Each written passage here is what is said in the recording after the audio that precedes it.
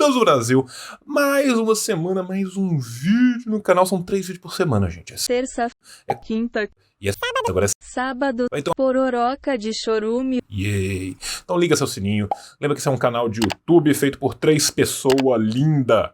Eu, Rafa e Nuni, rede todos na tela. Rafa, nosso editor. Nuni, nossa artista gráfica. Entre no Clube dos Canais. Manda um pix pro tio, pelo amor de Deus.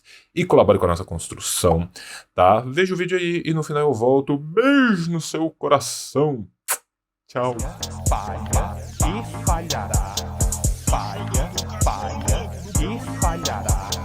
Falha, falha e falhará. Estamos no Brasil, olá jovens, todos os bordões do tio. Estamos aqui de novo com o Pororoca de Chorume. Na semana passada, na semana retrasada, na verdade, nós estávamos lendo um texto muito agradável do Mises, que era como a desigualdade de riqueza acaba reduzindo a pobreza. E como a gente teve dificuldade de tancar o texto, nós lemos só metade dele. Então hoje a gente vai continuar com esse texto. E talvez no final, como falta só um pouquinho pra gente terminar, nós teremos um bônus do próprio, né, tio? O Mises. Do próprio, né? Mises. Do próprio Mises. Do próprio Bigodinho. O Bigodinho nada suspeito. Então, vocês vão ver um pouquinho, caso vocês nunca tenham lido o Mises em si, né? Porque a gente leu o Rothbard aqui, pra gente ver como é que é o grande fundador do anarcocapitalismo, toda a expertise dele, todas as peripécias retóricas dele. E a gente vai ler um trechinho do Mises pra vocês verem como é que é a sabedoria do grande guia aí do ultraliberalismo. Como é que você está, João Carvalho? Cara, tô bem, tô na correria, como sempre, né? Tava vendo você falar aqui da questão técnica, cara, como nós somos precarizados, né, velho? É um negócio de doido, né, cara? Porque a gente é um outro nível de precarização, porque na rádio pirata, normalmente o cara que falava e o cara que fazia a técnica, né, velho? Nós somos uma cadeia produtiva inteirinha, né? Tem 2 caras, o cara que faz tudo e o cara que ganha o dinheiro e viaja pra lua em foguetes em formatos de pênis. Essa é a nossa cadeia de produção. Quando não tem o produto é você, né? E nós somos o produto, inclusive nós temos que gerir o nosso próprio produto. E eu vou falar pra vocês, gente, se um de vocês pensarem em ser streamer um dia, cometer todos os erros básicos de streaming é uma questão de quando e não uma questão de ser.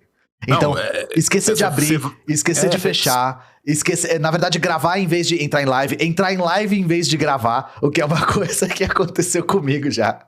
Então, assim, vocês vão cometer esse tipo de erro. E assim, isso tudo, o importante são os amigos que a gente fez no caminho, né, tio?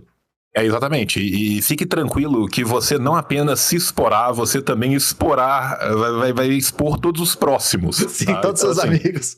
Vai mostrar a zap dos seus amigos. Não, gente, deixa eu abrir aqui uma aba da internet que eu separei aqui um negócio. Aí você clica errado no programa, ele abre a aba do zap do seu condomínio com um maluco falando, passou 7 dias, hein, você tem que pagar essa porra aí. Então, é disso pra baixo, jovens.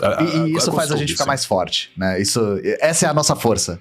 Deixa eu só... já tô com um problemão aqui no Discord, peraí. Eu tô tentando capturar a tela. Isso, vou trocar a tela. Isso sou eu tentando achar pra que lado que eu puxei errado a câmera. Acho Estamos no Brasil aqui? Ih, cara, ó os problemas. É isso aí, chat. Pronto, caramba. Aqui, ó. Ninguém viu nada. Vocês não viram absolutamente nada, velho. Vocês não viram absolutamente nada. A gente voltou aqui pra essa imagem fantástica do cara fumando um charuto, fazendo carinho num gato persa. Eu tenho certeza que ele tá, né? Porque, assim, a imagem infere isso. Olhando pro Império. Com tudo dividido em 3 falanges, olhando pro Império e falando, está vendo, gato persa, um dia tudo isso que não é meu será seu. Sim, um dia tudo isso que eu não fiz absolutamente nada pra que existisse será seu, né? E nós tínhamos parado aqui, gente, ó. Pra quem não tava no episódio passado, vocês vão adorar, só ler os títulos. Quando a desigualdade aumenta, a diferença de padrão de vida entre ricos e pobres diminui. E aí, nós tínhamos parado nisso aqui, ó. Apenas pense em Henry Ford. E aí o João pensou no Henry Ford. Infelizmente. O João, ele não pensou pouco no Henry Ford, não. Ele pensou bastante no Henry Ford. E aí a gente fez uma prévia do porquê odiamos Henry Ford. Porque assim, eu vou falar, João. Eu sabia que Henry Ford era antissemita. Só que assim... Você não tinha noção de quanto, né, cara? Meu irmão em Cristo. Então, João, você consegue citar novamente... A gente pode até cortar isso porque no vídeo vai ficar repetitivo. Mas você consegue citar novamente o quão antissemita o Henry Ford era? Cara, absurdamente, né, cara? O Henry Ford é o único estadunidense a ser condecorado com a mais alta medalha nazista e a ser citado no Mein Kampf. Eu acho que esses dois dados, assim, começam a mostrar, né? O Henry Ford tinha um lindo pôster de Hitler na sua mesa de trabalho, né? E o Henry Ford, já em 1919, ou seja, ele era um nazista à frente do seu tempo, atribuía todo o mal aos judeus ou aos capitalistas judeus. Os judeus causaram a guerra, os judeus causaram o surto de ladrões e roubos em todo o país, os judeus causaram a ineficiência da marinha de que Thomas Edison falou na noite passada. Tá? Isso é o Ford dando uma palestra junto com o Thomas Edison e o Harvey Firestone. Firestone, o pneu, tá? O homem que virou o pneu. O homem pneu, tá. O homem pneu.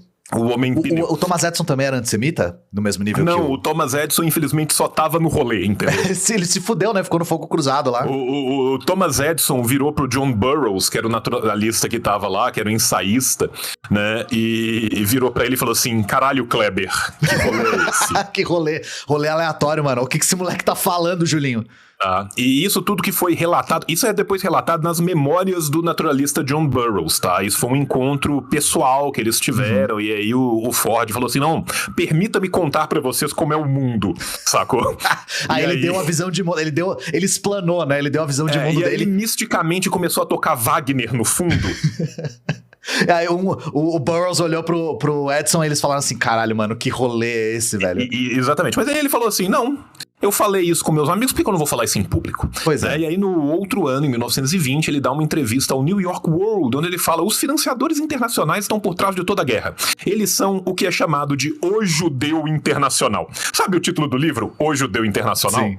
Sabe aquele livro nazistaço, O Judeu Internacional? Então, acredito que em todos esses países, exceto o nosso, o financista judeu é supremo. Aqui, o judeu, por enquanto, é apenas uma ameaça. Mas aí, gente, vocês podem ficar tranquilo. Por quê? Porque ele foi lá e publicou o Judeu Internacional.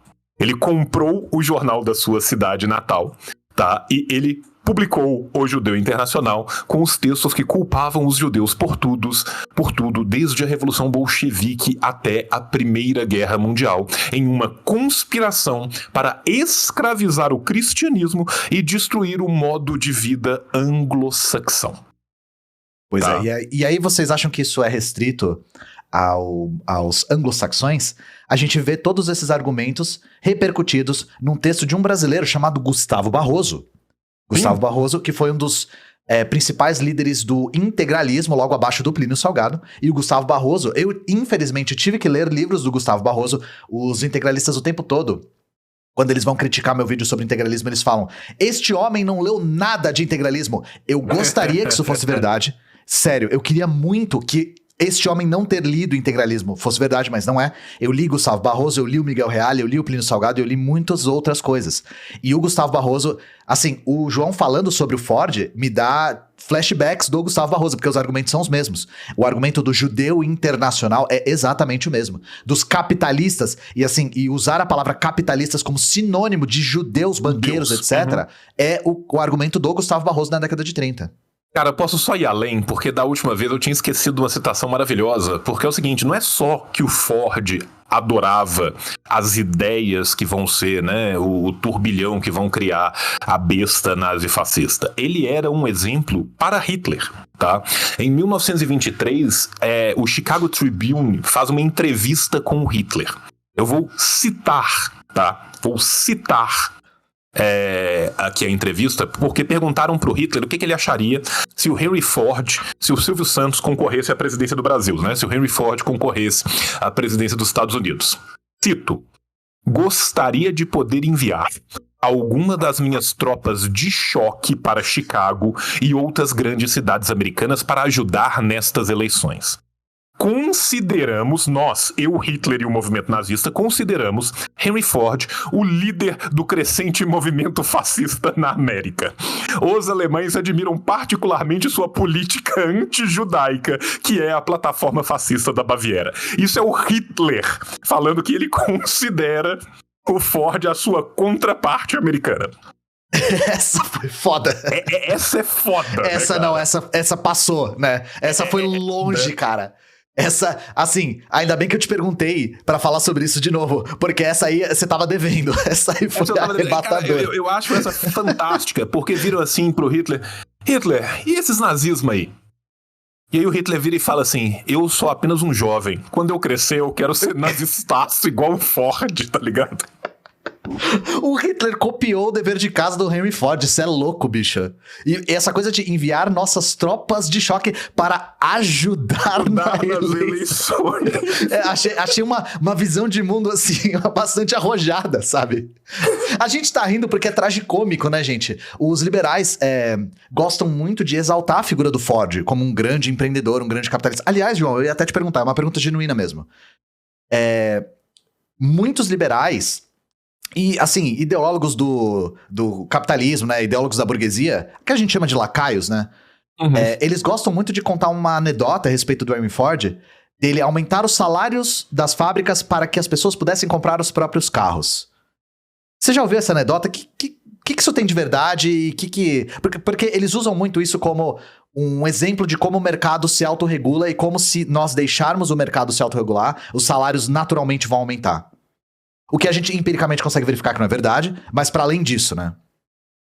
Então, na verdade o que acontece é o seguinte: o Henry Ford aumenta o salário? Aumenta, mas ele é atrelado à compra de um único modelo do qual ele criou um monopólio forçado contra a indústria automobilística, né? A frase mais clássica do Ford, tirando as frases onde ele fala eu sou nazista para um caralho, a galera meio que tenta apagar, né? Mas a frase não apagada do Ford mais clássica é o famoso: você pode ter seu Ford T em qualquer cor desde que ele seja preto. Desde que ele seja preto, essa é a frase que eu conheço. Né? Por quê? Porque qual foi a ideia do Ford? A ideia do Ford foi escalar massivamente a produção de um único produto de tal forma que ele tivesse uma especificidade tão grande nessa cadeia produtiva que ele pudesse mitigar os custos pelo próprio exercício de repetição e da economia de escala que ele fazia aquilo. Depois que ele faz aquilo, ele tem o quê? Uma quantidade enorme de Ford T, cuja demanda reprimida não é necessariamente igual. Uhum. Então o que ele precisa fazer? Criar demanda. Sim. Então, quando ele faz isso e atrela este valor do aumento à compra deste produto que essas pessoas já produziram e já foram exploradas, em última instância, você está recuperando ainda mais valia em cima disso. Uhum. Tá? Não é que ele virou e falou assim: vou aumentar para que vocês possam ir ao mercado e escolher um carro. Sim.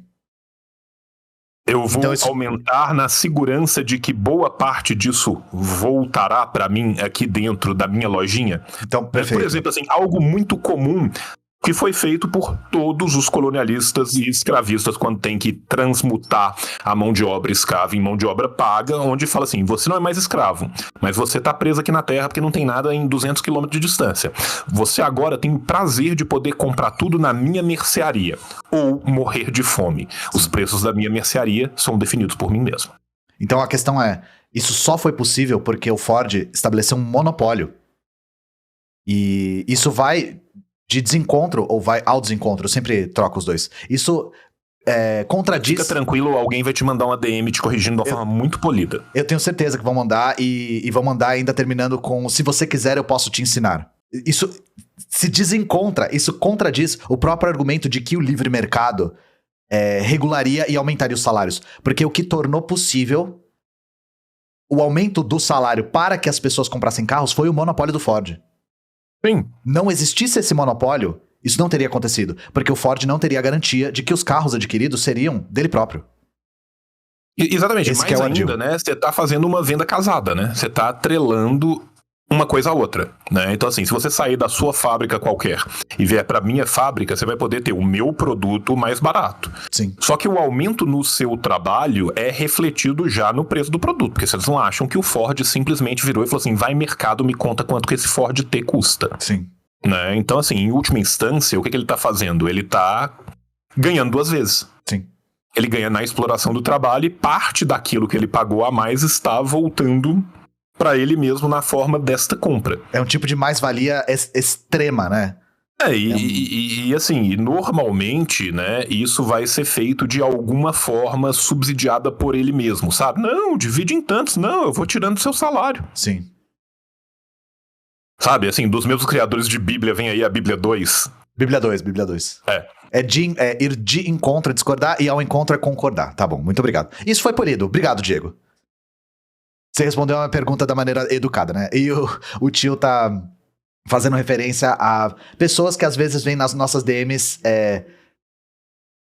nos escolarem coisas que nós não demandamos, assim, sinceramente. Nossa, cara, eu recebo muito disso, cara. Muito eu disso, recebo sabe, bastante assim. também, assim, então Não, a melhor de todas, cara, foi uma vez que eu recebi um comentário de que eu tinha me prolongado demais na pronúncia da letra A no meio de um comentário. E isso deu a entender que eu estava craseando uma frase que eu falei. E que aquela frase não tinha crase. Você que isso poderia ser pronunciou muito essa ruim pra crase. mim. Caralho, Sim. você achava que o Enéas era chato, né, velho? Você Sabe, achava que o Enéas era chato. Eu sentia chagas pra te pegar. Eu recebi um momento assim, olha, você overpronunciou, você sobrepronunciou a letra A, indicando uma possível crase onde não tem crase. Desculpa, Sabe, assim, pessoa que falou isso, muito obrigado. Você proporcionou um entretenimento inesperado pra gente, porque, nossa senhora. Bom, agora que a gente já esgotou o Ford aqui, né? Tudo que precisava ser falado sobre ele já foi. Vamos... Acredita em mim? Não. Mas eu tô eu acredito, tio, acredita. Mas assim, eu vou falar sério. Porque odiamos Henry Ford não é uma má ideia. Sério mesmo, sabe? E aí, eu vou fazer ao vivo, porque se eu convidar ao vivo, a pressão é maior. Se eu fizer, vai ser com você, tio. Porque agora você plantou essa própria bomba pra si. Não, eu criei meu próprio jogo Carlos, né? Exato. Eu já sei que eu tô fazendo. Mas eu acho que é um favor que a gente faz ao mundo, cara. Sim, sim. Sabe, assim. É uma as pessoas figura são muito exaltada esquecidas, ainda. né? As pessoas são muito esquecidas do rolê do Henry Ford, cara. Então, eu acho importante contar pro jovem, sabe? Porque assim, velho, na moral, cara, assim, chega no... É o reductio ad Hitlerum real. Você entende? Porque, assim, falar de Hitler virou uma redução no discurso, né? Você fala, Hitler. Neste caso, o próprio Hitler era fã pra caralho do cara e se mirava nele como exemplo, sabe? Não precisa, então, tipo, assim, em 6 graus você chega no Hitler. Não, em 1 grau você chega no Hitler. Era Hitler e Ford e pronto. Era esse grau, sabe? E o que eu acho curioso... Eu lembrei agora também. Você já leu O Admirável Mundo Novo, João? Já, cara. Eu curto o Huxley, cara. Então, ele fala do Ford pra caramba nesse livro, né? Cara, Só que muito não engraçado. da parte do antissemitismo. Ele fala meio que comprando essa visão do Ford como um grande capitalista, um grande empreendedor que mudou o mundo pra sempre. As pessoas exaltam o Ford como se ele fosse Deus nesse livro. Sim, mas aí que tá que eu acho que tem um liame que subjaz de crítica aqui, que é ele é o Deus que permite o hedonismo histriônico como teleologia da, entre muitas aspas, utopia, porque é uma distopia, é uma distopia de Admirável Mundo Novo. Então, assim, Admirável Mundo Novo é uma distopia que eu gosto muito, porque eu acho que ela é sutil nessas coisas, sabe? E essa alavancagem do Ford é muito mostrando como que o Fordismo em si é esse passo necessário para essa distopia, né, desse hedonismo histriônico, desse hedonismo que é a super individualidade levada às últimas consequências, e como que isso é brutalmente desumanizador. Sim. É que eu li esse livro quando eu tinha 15 anos, passa, né? Então, assim, a galera que lê isso, seu negócio, passa, sabe? Sim. Meio que a crítica passa e fica, sabe? É tipo assim, é o cara que vê Gataca e fala, nó, que doido, adorei essa cirurgia de quebrar a perna de 6 em 6 horas. Não, João, você falando, eu li esse livro quando eu era adolescente, né? E agora você explicando, eu pensei, tipo, ogro é praticamente analfabeto, o ogro só consegue identificar... Nossa, cara, bicho, esse ogro só meme consegue identificar a industrialização e a hierarquização da sociedade. Ogro não consegue identificar os outros temas, sabe? Eu me senti desse jeito agora.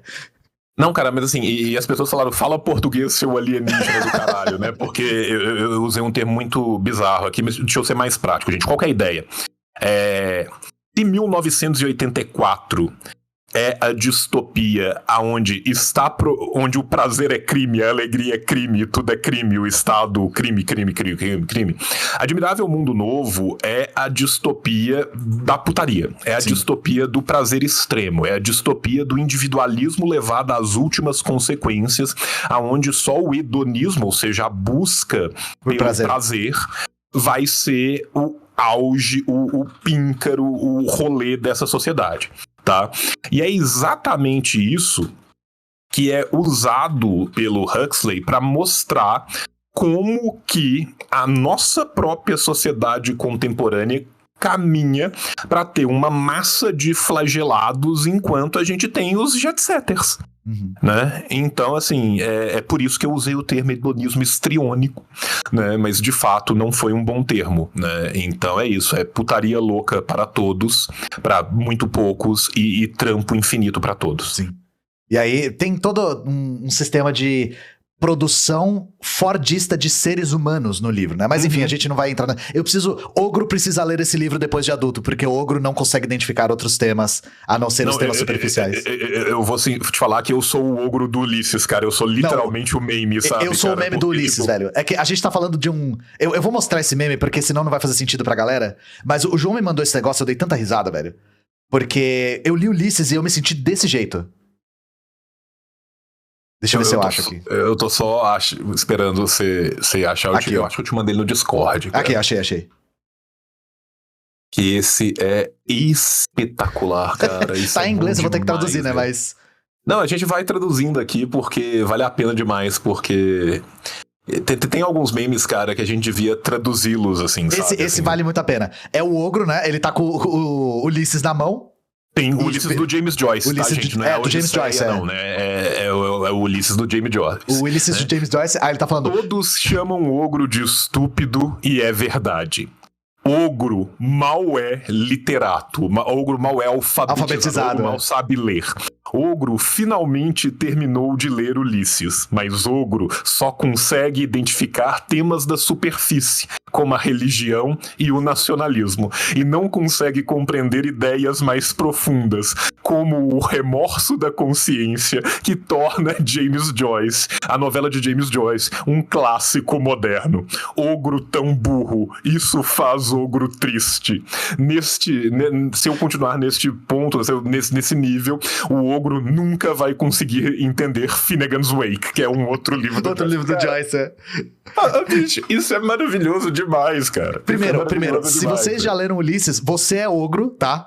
Sim. Eu tenho certeza que você é ogro. E aí o João falando do Admirável Mundo Novo, eu pensei, tipo, ogro só consegue identificar a hierarquização da sociedade, sabe? O ogro não consegue identificar o hedonismo histriônico que faz Huxley ser um clássico moderno. É muito bom esse meme. Eu queria abraçar a pessoa que fez esse meme, porque eu achei incrível também. Mas é isso, gente. É que a gente ficou rindo sozinho desse negócio, eu precisava mostrar pra vocês, desculpa. E aí, quem quiser traduzir o meme do Ogro, cara, eu amo você na boca, sabe? Porque isso aqui é muito necessário. Pode fazer com o... Cara, seria muito bom fazer com o Grande Sertão Veredas. Ogro lendo Grande Sertão Veredas, sabe? Sim, cara. Porque o Grande Sertão Veredas é muito comparado com o Ulisses em questão de dificuldade, né? Nossa, não, e é difícil pra caralho, cara. Eu acho os dois igualmente difíceis, assim. Igualmente importantes e interessantes e inventivos, mas difíceis pra cacete, assim. Enfim, vamos ler o restinho aqui. Falta pouca coisa, gente. Então, a gente não tá tomando tanto do tempo de vocês trocando ideia. Não, e olha pelo lado bom. Nesse ritmo que a gente tá, que tem 25 minutos que a gente leu a frase apenas pense em Henry Ford, nós estamos quase acabando, sacou? Não me arrependo de absolutamente nada.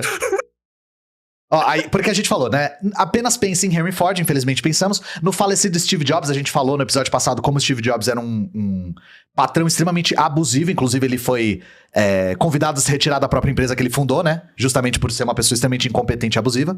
O criador da Amazon, Jeff Bezos, que é o nosso patrão, né? Inclusive, no momento. E no empreendedor da informática, Michael Dell, que aí eu até falei pro João em off que eu não conheço sua trajetória, mas... considerando o hall de celebridades que eles estão levantando aqui, eu imagino que é um burguês que nunca fez absolutamente nada na vida, é só um empresário, né? Imagino, mas é uma imaginação minha só. Cada um desses se tornou extraordinariamente rico, fato. Não por prejudicar os pobres e a classe média, mas sim por saber transformar luxos que até então eram usufruídos apenas pelos ricos, o automóvel, um smartphone que na prática é um supercomputador, um shopping center mundial que vende produtos baratos a um clique e um computador portátil em bens corriqueiros acessíveis a todos. A gente tinha lido esse parágrafo no episódio anterior. E, graças à globalização, Os inventos desses empreendedores não ficaram restringidos às suas fronteiras, mas se espalharam por todo o mundo.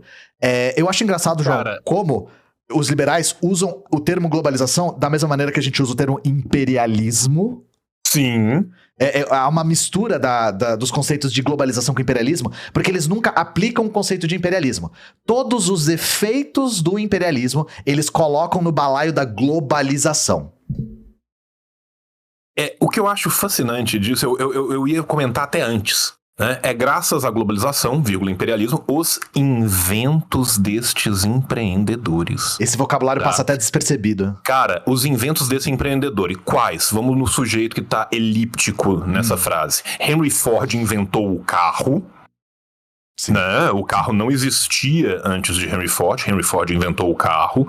Steve Jobs, aparentemente, inventou o smartphone junto com o cara da Dell. O Bezos inventou a venda. Venda online. O Bezos inventou a venda online. A venda online. Né? E o Michael Dell inventou o computador portátil. Sim. Porque vocês, gente, vocês nunca tinham comprado nada online antes da Amazon, né? Eu tenho certeza que vocês nunca tinham comprado nada na internet antes da Amazon. E assim, quando você fala ele inventou a venda online, né? Porque assim, em momento nenhum existe nenhum tipo de trabalho social, nem nenhum tipo de desenvolvimento financiado pelo Estado em longa duração para coisas bestas como, né, evolução da indústria automobilística, evolução da indústria de computadores, miniaturização de computadores. Não, nada. Sim. Estes caras, sentados um belo dia, fizeram isso. E fizeram isso em empresas que aparentemente pagavam as pessoas em unicórnios, sonhos e todo o dinheiro da terra. Né? Porque eles fizeram isso em momento nenhum, né, sem prejudicar os pobres e a classe média. Eles não foram prejudicados de forma nenhuma. Sim. Né? As linhas de montagem que, por uma loucura, né, tirando a do Ford, porque na época ele não conseguia mandar para o Bangladesh, né, as linhas de montagem de todos esses outros produtos, os grandes galpões, né, a não sindicalização, a perseguição dos sindicatos, enfim. E não só isso, João, a gente falou isso no episódio passado também. Se a gente for mais profundo, prejudicar os pobres e a classe média. Vamos abarcar a pequena burguesia nessa classe média. Uhum. Foi o que eu falei no episódio passado. O que a Amazon fez com a pequena burguesia comerciante? Fez e faz. Fez e faz e continua fazendo. E o objetivo é fazer até levar isso aos limites. Sabe? O objetivo é acabar com todas as livrarias de bairro do planeta. E eu falei isso esses dias, João. A gente leu no Como News uma notícia de um empreendimento da Amazon entrar nas favelas. De tornar viável a logística dos produtos da Amazon dentro das periferias brasileiras. E assim, gente, vocês conseguem entender como isso é prejudicial para o comércio local? Então, o problema é esse. Sem prejudicar os pobres e a classe média, assim, isso é pura ideologia. Não se verifica, sabe? Inclusive a classe média, por isso que eu quis salientar, não só pauperizando quem trabalha nas fábricas e tal, mas como consequências mais amplas. E lembrando que essas pessoas todas sempre se calcaram na ligação intestina com o desenvolvimento estatal e militar dos seus estados. Sempre. Sempre. O capitalismo é avesso a risco. Desde o Ford, gente. Sim. Desde o Ford. Desde antes dele. Desde antes dele, mas eu tô falando assim, de todos esses, o Ford é o mais velho, é o mais a galera antigo. vai falar assim, porra, não, beleza, o Jobs eu sei, né, o Bezos passa dado pra caralho nosso pra inteligência americana, tá, eu sei, o cara da Dell, beleza, eu sei que a miniaturização é uma briga estatal e tal, porra, mas o Ford, sim, o Ford, tá, os desenvolvimentos de maquinário eram compartilhados com um complexo militar, gente. Tá? E isso não era desde a Primeira Grande Guerra, isso era desde a corrida armamentista europeia lá no século XIX. Desde que a gente tem o surgimento do imperialismo, Leon Lenin, gostoso demais, tá? Já existe essa parceria entre o público e o privado, né, que a gente sabe muito bem, né, quem do privado entra e o que o público fornece. Sim. Porra. E aí, se vocês têm algum tipo de dúvida a respeito do smartphone também, praticamente todos os elementos que compõem o que nós chamamos de smartphone, o que diferencia um smartphone de um celular, foi investimento público. E isso, investimento público, desde a União Soviética, gente. Desde desenvolvimentos feitos na União Soviética, até desenvolvimentos feitos com fomento do Estado norte-americano, do Estado estadunidense, fica estranho, né? Do Estado americano, como touchscreen, acelerômetro, GPS, todos esses elementos que foram feitos com pesados investimentos estatais. E por quê? Porque o capital é avesso ao risco.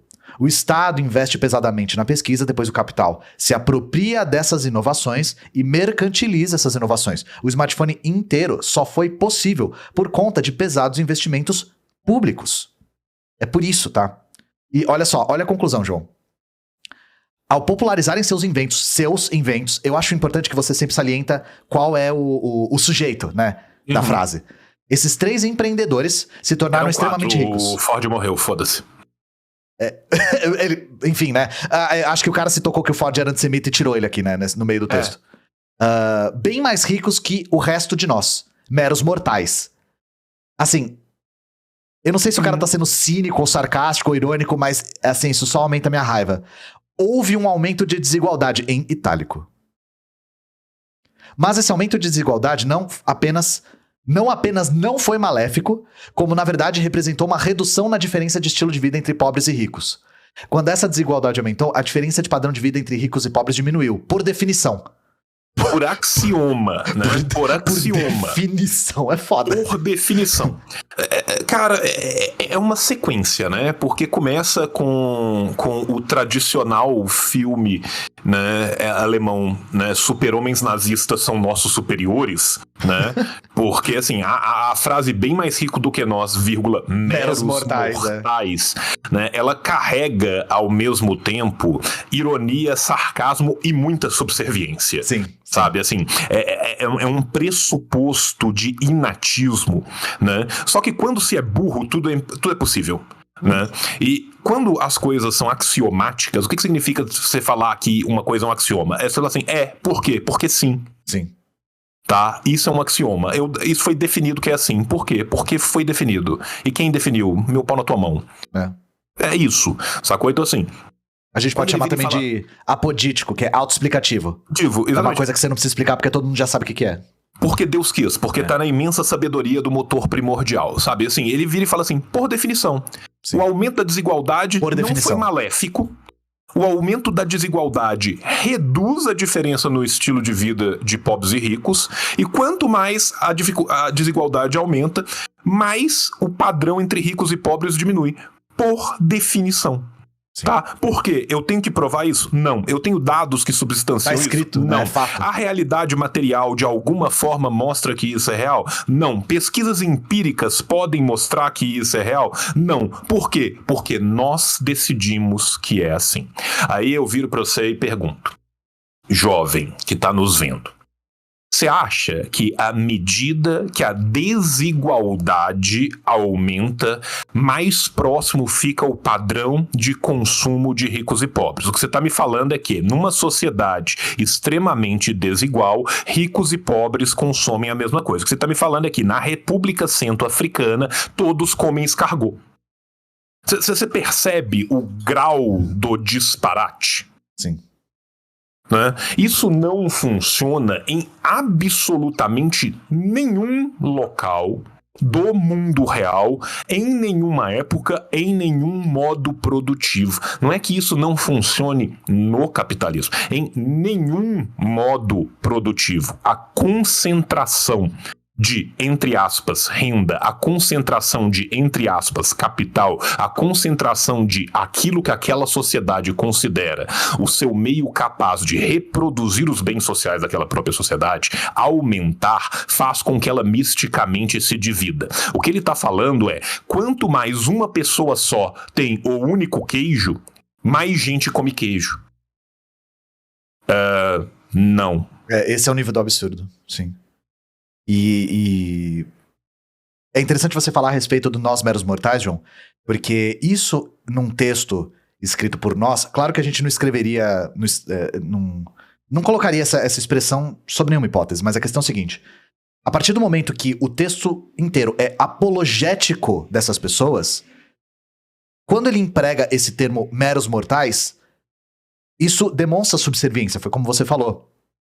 Porque se o texto fosse profundamente crítico ao Ford, ao Bezos, ao Steve Jobs, aí colocar meros mortais estaria tão carregado de ironia que não demonstraria essa mesma subserviência. Só que não é o caso. O contexto do texto aqui é o tempo todo mamando esses caras e você pontua com nós meros mortais. E aí, foi o que você falou no episódio passado, João. É elevar esses caras a um grau de Ubermensch. É? De verdade, sabe? De dizer que eles têm uma espécie de propensão atávica a esse tipo de inovação, esse tipo de avanço dos padrões de vida da sociedade e avanço da sua própria condição material. E a gente não precisa dizer que não tem nada de atávico isso, né? Não tem nada de genético, não tem nada de passado de pai pra filho. Como se fossem inatamente superiores. Sim. Sabe, é literalmente isso que o texto vende. O texto vende: estas pessoas são superiores, estas pessoas são feitas de algo diferente do que o restante de nós somos, e nós devemos agradecer a qualquer migalha que caia da mesa deles e nós possamos comê-la no chão. Quanto mais croissants esse homem tentar enfiar na boca ao mesmo tempo, maior é a chance de cair um croissant no chão. De cair no chão, é. Essa é uma excelente analogia, inclusive. A analogia é a minha paixão, vocês sabem disso, né? Sim. E essa analogia é boa de verdade. Porque é bem esse ponto que eles estão falando. Quanto mais o de cima tiver, mais chance tem algo do que ele tem cair no chão. O que, assim, foi o que o João falou. E aí a gente pode reiterar outro ponto que sempre é pertinente nesses textos liberais. Os caras, eles não trazem evidências empíricas. Eles não usam exemplos reais, eles sempre usam exemplos hipotéticos quando usam exemplos, e quando não usam exemplos, usam axiomas, usam expressões apodíticas, autoexplicativas. É assim porque é assim porque o senso comum nos diz que é assim porque eu estou dizendo que é. Onde a gente estava? A gente tava num parágrafo. Por definição, né? Nunca vou esquecer. Por ainda definição. Mais absurdo, porque sem querer eu fui procurar e comecei a ler a metade dele. E sabe o famoso mini throw up, quando você vomita um pouco dentro da sua boca? Fica tranquilo que vem mais gimo. E é assim, esqueci meu gimo fora da geladeira, né? E é assim porque, como a história sobre a riqueza no mundo deixa bastante claro, deixa eu ver que artigo é esse, que eu fiquei curioso. A fórmula para um mundo mais rico, ponto de interrogação, liberdade, justiça e virtude burguesas. Gente, se vocês têm alguma dúvida do que significa a palavra idealismo, idealismo em uma... Não, sério, tipo, idealismo do jeito que o Marx define na ideologia alemã, tá ligado? Tá aqui. Em economias de mercado, indivíduos se tornam ricos majoritariamente à medida que as suas inovações melhoram o padrão de vida de todas as classes sociais. Não vou comentar. Novamente, né? Sempre vale a pena isso aqui. A propriedade privada dos ricos beneficia a todos e é responsável direta pelo nosso bem-estar. João, você já ouviu a expressão encaçapar a rola de rico? Porque é assim... eu não preciso falar nada. Esse aqui é o Lehman? É o Lehman, né? E assim, a propriedade privada beneficia a todos. Beneficia como? Por meio de beneficiamentos. Quanto mais mansões diferentes o Lehman tem para poder passar 3 meses em cada país do mundo, de forma em que ele não pague imposto e não recolhe em nenhum deles em momento nenhum, mais isso melhora o meu casebre e o meu carnê nas Casas Bahia.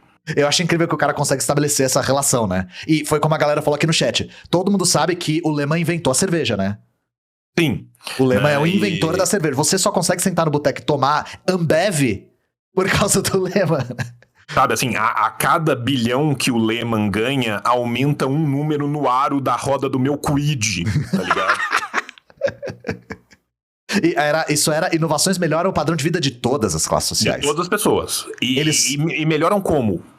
Inexoravelmente de forma inata. Como? Por melhoramentos. Por melhoramento. Como é que ele vai ficar tão rico assim sem melhorar quem tá em volta dele? Afinal de contas, né? Exatamente. Algo eventualmente cai. Nem tudo isso cabe na mão. Nem tudo vai ficar Nem tudo cabe na mão, Eles só podem enriquecer aumentando a desigualdade de renda. Eles só podem enriquecer aumentando a desigualdade de renda. Tá? Se conseguirem satisfazer as necessidades daquela maioria que não é rica. Ok. Cara, posso, porque isso aqui é um show de horrores tão maravilhoso, cara. Eu acho fenomenal que, assim, você gasta literalmente 1 segundo para pensar o tanto que esse exemplo é absurdo, né? A história sobre a riqueza no mundo deixa claro que em economias de mercado, indivíduos se tornam ricos majoritariamente à medida que suas inovações melhoram o padrão de vida de todas as classes sociais. Isso é mentira. É totalmente mentira. Isso Absolutamente é totalmente mentira. Tá? Boa parte dos indivíduos que se, entre aspas, tornam rico herdam a sua riqueza. Aqueles outros que não herdam as suas riquezas normalmente pertencem a franjas privilegiadas que entram e as exceções provam as regras. Para além disso, eu quero que você me explique como que um marchand que se torna milionário inventando valor em cima de uma obra de arte para lavar dinheiro aumentou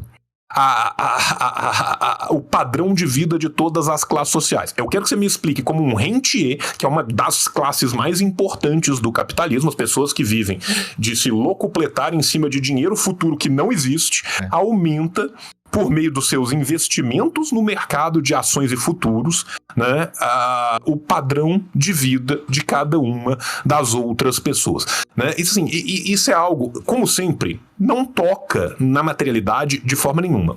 Aí vem o depois. E eu adoro que eles colocam condicionantes auto-exclusivos, eles colocam condicionantes absolutas o tempo todo.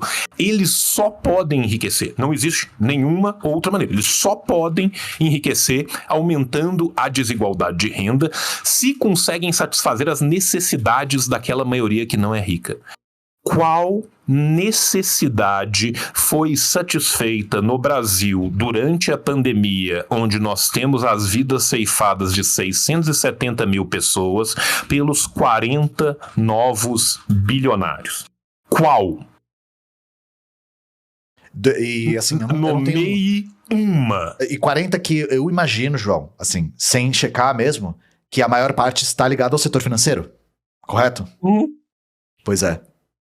E quais necessidades humanas são satisfeitas pelo setor financeiro? E aí eu não preciso nem ir tão longe, João. Esse parágrafo aqui. Indivíduos se tornam ricos majoritariamente à medida que suas inovações melhoram o padrão de vida de todas as classes sociais. As suas inovações. Eu quero que você me diga qual é a inovação de um latifundiário.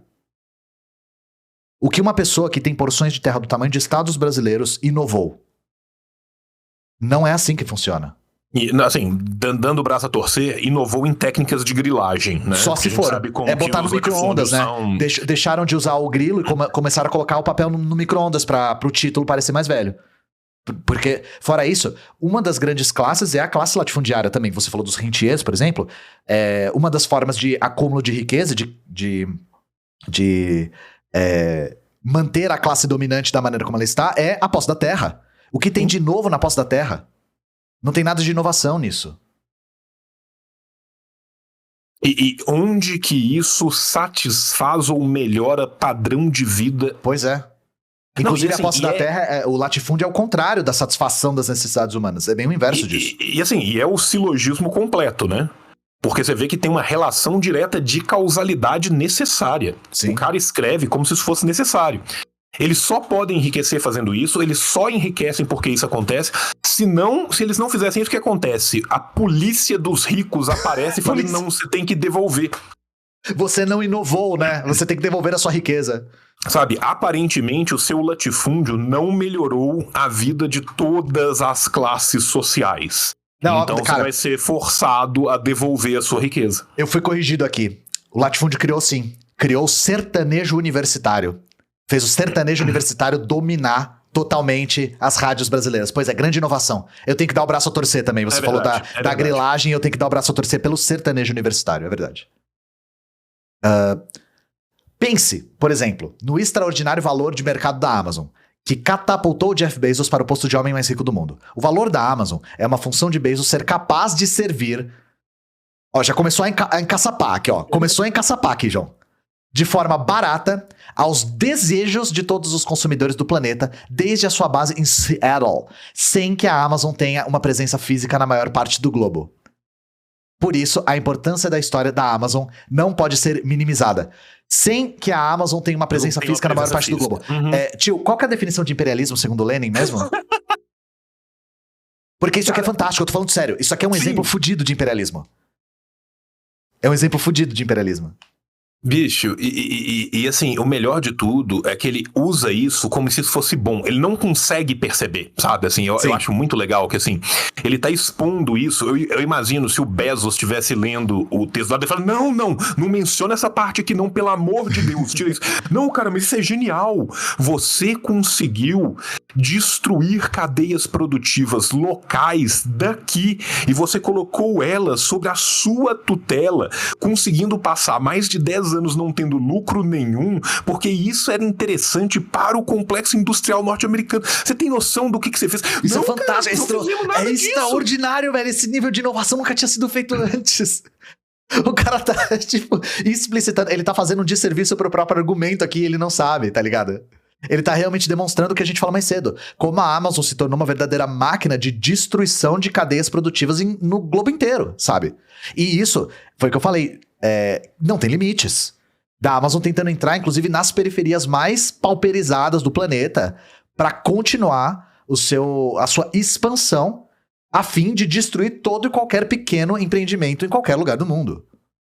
Ian, você consegue imaginar esse cara num shopping e aí passa o dono da Uber super discretamente, ele levanta e começa a bater palma e fala, todos olhem, aquele homem não tem nenhum carro, enquanto todos vocês dirigem pra ele, ele ganha o dinheiro, ele destruiu todo o transporte público no mundo e se tornou um dos maiores inovadores, um bilionário, um deus entre formigas. Vejam este homem, é por ele que nós dirigimos 16 horas por dia sem direitos trabalhistas. Palmas! E o cara, caralho, mano, não, velho.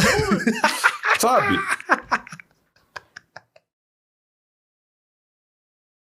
Caralho, João, não tem como, velho. Ai, cada dia mais eu agradeço aos céus por ter escolhido fazer esse quadro com você, sinceramente, cara. Não tem como, assim, isso aqui precisa virar um corte também, gente, pelo amor de Deus. Cara, nós estamos chegando num novo ponto onde o grau de cuck desses caras... Cuck por bilionário, né? De cuck por bilionário é um ponto onde eles falam assim, por favor, cimenta a porta da minha jaula, sabe? É tipo... Tá entrando muita luz, né? Sabe, assim, velho, assim, chega... Quando a gente chama de lacaio, gente... Vai mais longe, velho. Quando a gente fala a palavra lacaio, assim, não é uma expressão forte demais, não é uma expressão pesada porque essas pessoas são, sabe? E a gente vê a sinuca de encaçapar a rola de bilionário aqui tá ficando cada vez mais intensa, né? O progresso sempre foi historicamente definido pelo encolhimento. Cara, quando eles falam historicamente, eles nunca dão um exemplo histórico, né? Nunca fazem uma análise histórica, um levantamento histórico. É tipo... Mano, vai estudar, seu otário. Se você for olhar na história, você vai ver que eu tô certo, né? Não, o definido historicamente deles aconteceu antes de eu nascer. É historicamente definido. Não, sabe, e corrobora com o meu argumento histórico. Exatamente. Sabe assim, estou escrevendo um texto onde eu mencionei um cara que provavelmente é mais velho do que eu, histórico. E vamos ver o que é historicamente. Definido pelo encolhimento do mundo pela tecnologia. À medida... que a tecnologia aproxima as pessoas encolhendo o mundo, um número... é de uma qualidade literária. Cara, o que eu acho legal é o né? progresso sempre... Eu adoro sempre, isso, cara. Sempre. É tudo sempre, tudo, nunca, só pode ser assim, é impossível ser de outro fato. Palavras que nós marxistas adoramos, né?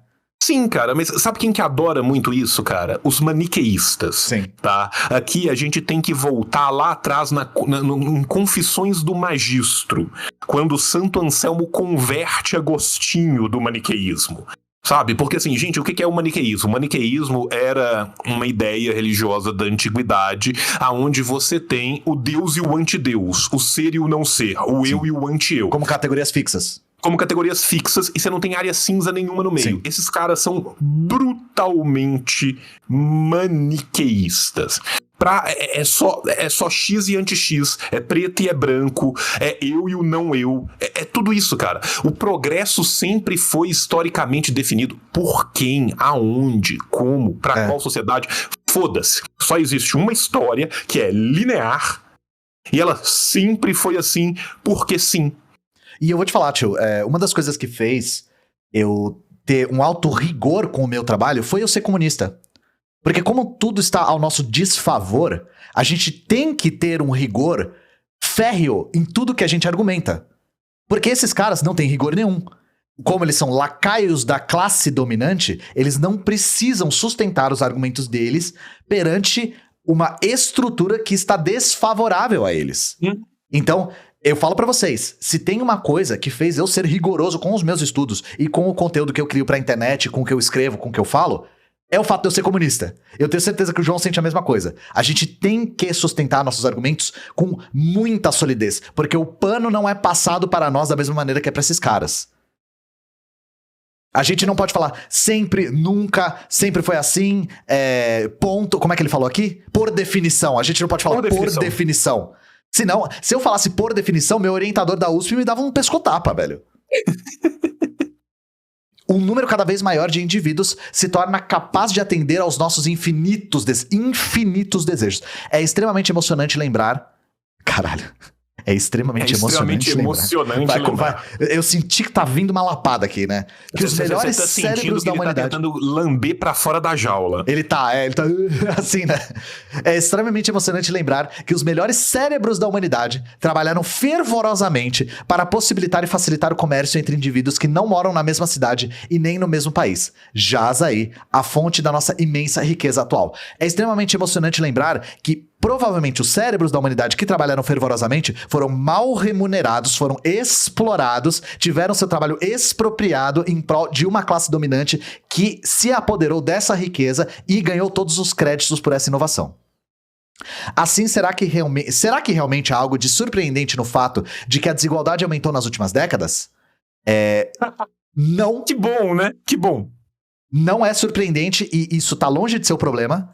Inclusive, assim que a sociedade de classe surge e assim que o modo de produção capitalista se torna dominante, nada disso é nada surpreendente. Eis um fenômeno que realmente não deveria causar surpresa alguma. Concordo com você de novo. A sua revelia, mas concordo.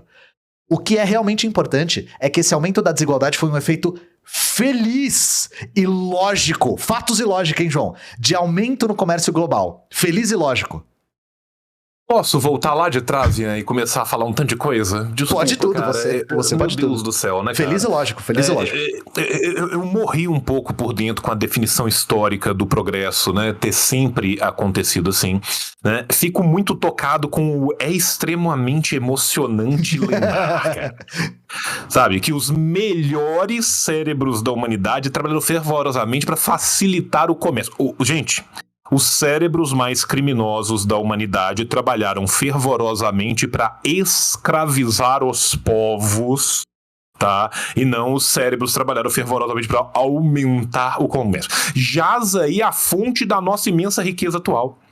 A fonte da riqueza atual contemporânea jaz no comércio aumentado por cérebros maravilhosos. É muito idealismo, né, cara? Cara, o idealismo junto com o deus-vultismo, ele cria um negócio que é um troço, assim, de louco. Ignora que essa riqueza foi construída em cima de corpos escravizados, né? Cara, nesse momento, quem tá certo é o Achille Mbembe, é o devir negro do mundo. Sabe, assim, a história da contemporaneidade, a história da escravização, sim, da morte, da brutal exploração, que começa com a exploração dos corpos, ele vai se espalhar para todos os corpos da humanidade. E isso tá corretíssimo. Sim. Sabe, assim, tem hora que ele fica ali, né? Durante a vida dele, foi entrando Fanon e foi saindo Foucault, e ele parou de falar tanta bobagem, igual ele falava quando ele era mais novo. Ainda sobrou um pouco, na hora que terminar de sair, o Foucault salva, tá? Mas neste ponto está correto de cima e embaixo. Essa é a história da contemporaneidade. A contemporaneidade é construída em cima de cadáveres, tá? Nós somos um grande cemitério indígena. Sim. Tá? A contemporaneidade é uma escada construída com osso e tripas humanas. Tá? Isso é a contemporaneidade. E aí ele fala assim, mas tem algo de surpreendente que a desigualdade aumentou? Não apenas não é surpreendente, como é um efeito feliz e lógico do aumento do comércio. É muito cinismo, né? Cara, muito é de um cinismo. grau de cinismo, porque assim, se a gente pega outros exemplos históricos, e obviamente esses caras não pegam exemplo histórico de lugar nenhum, porque eles estão pouco se fudendo pra qualquer experiência vívida, pra qualquer coisa que materialmente aconteceu, mas não é uma questão inexorável que o aumento do comércio gere necessariamente um aumento de desigualdade e um aumento na exploração. O ser humano não começou a encontrar outros seres humanos, ou manter rotas comerciais, ou manter relações entre si no capitalismo. Esses caras acham que não tinha história antes. Tava todo mundo, assim, no Sheol, esperando ser iluminado pelo capitalismo, descansando no Sheol, e aí, de repente, capitalismo. Todo mundo sobe Todo do mundo é chão. arrebatado, né, pra subir a superfície, né, e sair das sombras. Sai das sombras e começa a agir de forma capitalística. Porque é a única forma que o cérebro humano consegue vislumbrar de interação social. Isso é uma coisa, cara, assim, absurda, mas isso todos eles falam como se fosse a coisa mais natural. Cara, e depois ainda vai começar com, e eu vou terminar de ler esse parágrafo, desculpa, graças aos avanços nas comunicações e nos meios de transportes, o empreendedor de hoje pode servir. Verbo, cara, usar o verbo servir me dá vontade da gente chegar num outro nível de tecnologia que a gente ainda não chegou, de eu poder entrar dentro do texto, sair na casa do cara e falar, corre. Seus dentes agora pertencem ao povo. Eu vim retirá-los, corre. O vocabulário é muito sintomático aqui, né? Mas aí, só pra não rolar um ruído, eu não tava... Quando eu falei desse parágrafo aqui, ó, por exemplo, porque eu tava... Aqui, ó. É extremamente emocionante lembrar que os melhores cérebros da humanidade trabalharam fervorosamente. O João, ele retomou o passado colonial. E corretíssimo. Mas quando eu estava me referindo ao cérebros humanos da humanidade serem da classe trabalhadora que foi negligenciada, eu estava me referindo, por exemplo, às pessoas que foram capazes de desenvolver a tecnologia necessária para a Amazon circular suas mercadorias, por exemplo. E esses cérebros que pertencem à classe trabalhadora explorada, nunca são lembrados por esses liberais. Meu ponto era esse, sabe? Meu ponto era esse. Só pra vocês não acharem que a gente tava falando de coisas opostas. A gente não tá. Não estamos. São coisas complementares, sabe? Então, assim, porque se esquece a historicidade e se esquece o presente contínuo também. Tá? Porque eles falam de um jeito, é sempre a garagem.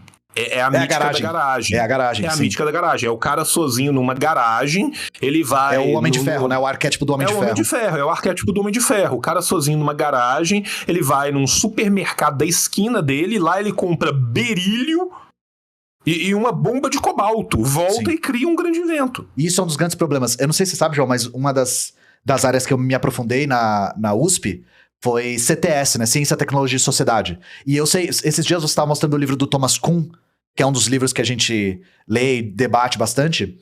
E uma das coisas que a gente aprende em CTS é que não existe uma definição encerrada do que é ciência. Uhum. É muito difícil definir o que é ciência de maneira metafísica mesmo, como uma categoria fixa. Só que existe uma coisa que é difícil de desassociar da ciência. A ciência é necessariamente um fenômeno coletivo. Não existe ciência isolada. Não existe o cientista no laboratório sozinho, isolado por anos e anos e anos, e ele desenvolve alguma tecnologia nova sozinho. Isso não existe na prática e nunca existiu, gente. Inclusive, a ciência como nós conhecemos hoje surge por volta do século XV e XVI, sendo generoso, por conta do surgimento da imprensa, porque a imprensa torna possível a circulação do conhecimento entre pesquisadores e cientistas. As coisas são indissociáveis. Isso que impede a gente de falar em ciência nos mesmos termos antes do surgimento da imprensa e depois do surgimento da imprensa. Este mito da garagem do Homem de Ferro é isso, é um mito. Não existe na realidade. Inclusive, ele está imbuído de uma ideologia muito perversa. Muito perversa. Porque ele cria... Vocês conseguem ver nesse texto qual que é o problema. Ele cria a ilusão de que quem desenvolve a realidade material são indivíduos iluminados, e não a classe trabalhadora despendendo do seu trabalho de forma coletiva. E outra coisa, né, Ian? Porque, assim, quem desenvolve em última instância é a ideia. É o torrão. É uma inversão de valores, né? É uma inversão É a inversão, né? O criador se torna criado, a criatura se torna criador. Né? Em última instância, estes homens são privilegiados em seus nascimentos, Sim. têm cérebros superiores que estão dotados de ideias que eles manifestam essas ideias fisicamente, mas a ideia já existia ali. Sim. E perguntaram Então, pra mim assim, no chat o que é atávico, porque eu usei essa palavra, atávico. Atávico é transmitido de pai para filho, transmitido familiarmente. Por que eu não usei genético? Porque a palavra atávico precede a ideia de genética.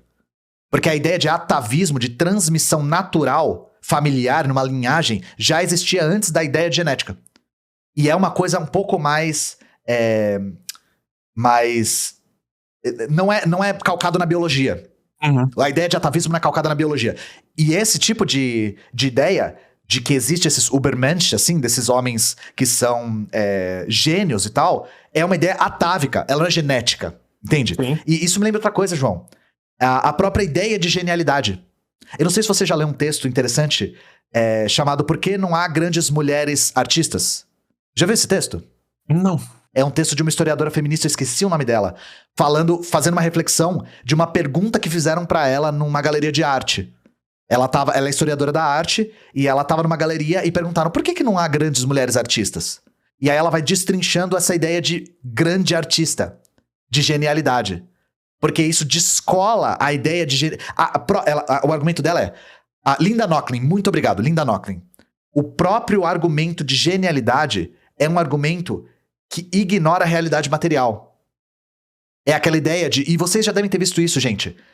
Perguntarem pra artistas, conta um pouco da sua história. Desde pequeno eu pintava nas paredes já, e aí eu já tinha, como se a pessoa tivesse um talento. E aí o argumento da Linda Nochlin é, se existe a ideia de genialidade atávica, natural, então existe a impossibilidade de mulheres terem essa genialidade inata. Porque a quantidade de mulheres consideradas gênio, principalmente anterior ao século XIX, é praticamente inexistente. Dá pra contar nos dedos de uma mão. E ela mostra que esse argumento não faz sentido. Porque se a ideia de genialidade é uma coisa atávica, você está argumentando de maneira indireta que as mulheres têm a incapacidade atávica de serem gênios. Uma vez que isso está dentro da gente, por que não há mulheres na história? E aí ela fala, isso desconecta a produção artística da realidade material. Esse é o problema, sabe? E aí me lembrou isso também. Não existe a ideia de genialidade de maneira atávica, gente. A ideia de genialidade de maneira metafísica, digamos assim, como uma característica que a gente tem inata, que alguns nascem com, outros nascem sem. Não dá pra desassociar. Não tô dizendo que as pessoas não têm talentos. O ponto não é esse, sabe? A questão é que a gente não pode desassociar toda e qualquer produção artística, científica, material, da realidade material, da realidade concreta. E a própria ideia de genialidade pressupõe isso. Vocês veem isso nas histórias de Van Gogh, já pintava quando ele tinha 4 anos, sabe? E isso é uma tremenda de uma besteira e tá imbuído de ideologia também. E só pra fechar, gente, na questão do atavismo, a gente tem que pensar que o atavismo ele não tá ligado simplesmente a questões genéticas, ele não tem necessariamente uma ligação biológica. É você herdar questões psicológicas, intelectuais, comportamentais, sabe? É outro grau de groselha. Tá? Com todo respeito à groselha atômica. Claro, desculpa. Feliz e lógico, né? Graças aos avanços nas comunicações, no meio de transporte... isso aqui você falou, né? Graças aos avanços nas comunicações e nos meios de transporte, o empreendedor de hoje pode servir praticamente a todo o planeta. Quando os governos não atrapalham com suas escorchantes tarifas de importação. Meu Deus. Meu Senhor. Meu Deus. Atrapalham o serviço, tá? Ele está servindo. É de fuder o cu do palhaço, né, João? Né, cara? É do ânus pular de fora da bunda, né? É de mamar o cu do Papai Noel, velho. Não, eles usam o termo serviço na mesma forma que era usado pelo cristianismo primitivo, que é volitivamente tornar-se servo da coletividade. O empreendedor, ele é servo da necessidade da coletividade. Sim, ele não Senão faz nada daquilo. A polícia do porque ele capitalismo quer. Ele vai faz, aparecer, né? Se você não ele tiver. faz aquilo porque ele precisa. Porque ele é um servo da coletividade. Ele pensa, ele acorda de manhã e fala, como eu ajudei as massas hoje. Ele fala olhando pro espelho, né? E se a resposta for não sei, ele tem que ajoelhar no milho e fazer uma penitência, né? Porque ele falhou com uma função. A polícia dos capitalistas aparece na porta. É o tribunal do santo ofício das necessidades humanas, né? Exatamente. 100 anos atrás, a genialidade de Bezos, genialidade de Bezos, estaria confinada ao noroeste dos Estados Unidos. Não? Não, porque a circulação de mercadorias em escala global já existia há 100 anos atrás, mas enfim. Sim, cara, isso não é válido se esse texto tivesse sido escrito há 100 anos atrás. Também, né? Mesmo no século XIX. Sim, literalmente. Hoje, grande parte do planeta pode usufruir do seu talento. Cara, é muita mamação, João. É muita mamação, velho. O mesmo raciocínio vale para Apple, Microsoft, Dell e todas as empresas de tecnologia. E o mesmo raciocínio vale. Qual o raciocínio? De que na empresa inteira não tem um departamento de desenvolvimento, um departamento de programação, um departamento de criação, um departamento de montagem, não tem nada. O que é a empresa inteira? São pessoas que 4 carregam a liteira e o resto ficam no chão abaixado e adorando o Deus Supremo, enquanto ele emana ideias de saber para servir a população. Ideias essas que às vezes são barradas por governos mauzões e seus malditos impostos. Seus malditas tarifas de importação. Sabe, essa é a visão que o cara tem, sabe? A empresa de 50 mil pessoas, tá o Bezos, o Dell, o cadáver do Ford embalsamado em posição de ataque, né? Pensando, né? Como irei servir a todos com uma ideia genial hoje? E o resto dos funcionários da empresa são o bola, sabe? Estão todos falando assim, boa Fordaçá, boa Fordaçá. Não, João, sabe uma coisa que eu lembrei? Não é engraçado que a galera fala assim, é um argumento que é falho de ponta a ponta, mas o socialismo, o comunismo nunca vai funcionar porque o ser humano ele é mau e egoísta. O livre mercado vai funcionar bem porque o ser humano é generoso. Sim. É generoso e altruísta. Aí você fica, meu irmão, me ajuda a te ajudar, velho. Ou você tem que decidir se a gente é mau e egoísta ou se a gente é generoso. Porque uma hora uma coisa, outra hora outra coisa, sabe? É isso, cara. Tudo faz sentido quando você é idiota, sabe? Tudo faz sentido quando você é idiota. E foi o que eu falei. Eu devo ter falado isso em outros episódios. Quando eu parei pra ler Escola Austríaca, Ultralibertários e tal, eu pensei, algum conceito meu vai ser questionado. Alguma coisa eu vou ficar na dúvida. Cara, não. Tipo, não, é assim, a qualidade literária, mesmo a qualidade de argumentos é pueril. Isso aqui está montado em cima da nossa superestrutura e só. Isso se baseia, basicamente, no fato de que eles estão fazendo uma defesa à classe dominante. Por isso que isso existe. Porque isso não se sustenta como argumento. Isso não se sustenta por si só, isso não para em pé. Cara, assim, a cada novo parágrafo eu me pergunto como ele conseguiu escrever. Né? Se a pica de um tava na boca, as outras 2 mãos tava com o segundo e o terceiro, e o 4º bilionário tava ganhando um foot job. Esse homem escreveu com os mamilos esse texto. Sabe? Porque, é impressionante, a gente tem que dizer, né? A qualidade do cara conseguir fazer esse multitasking, né? Cara, é um negócio de louco. Porque assim, a cada novo parágrafo fica mais absurdamente subserviente, sabe? Ele tá datilografando com o peitoral, cara. Com a proliferação das tecnologias que figurativamente encolheu o mundo, eu já entendi, depois da 10ª vez eu já tinha entendido. Ele tá deixando bem claro que o mundo não encolheu de verdade. Vai que você acha, né? Assim, mas peraí.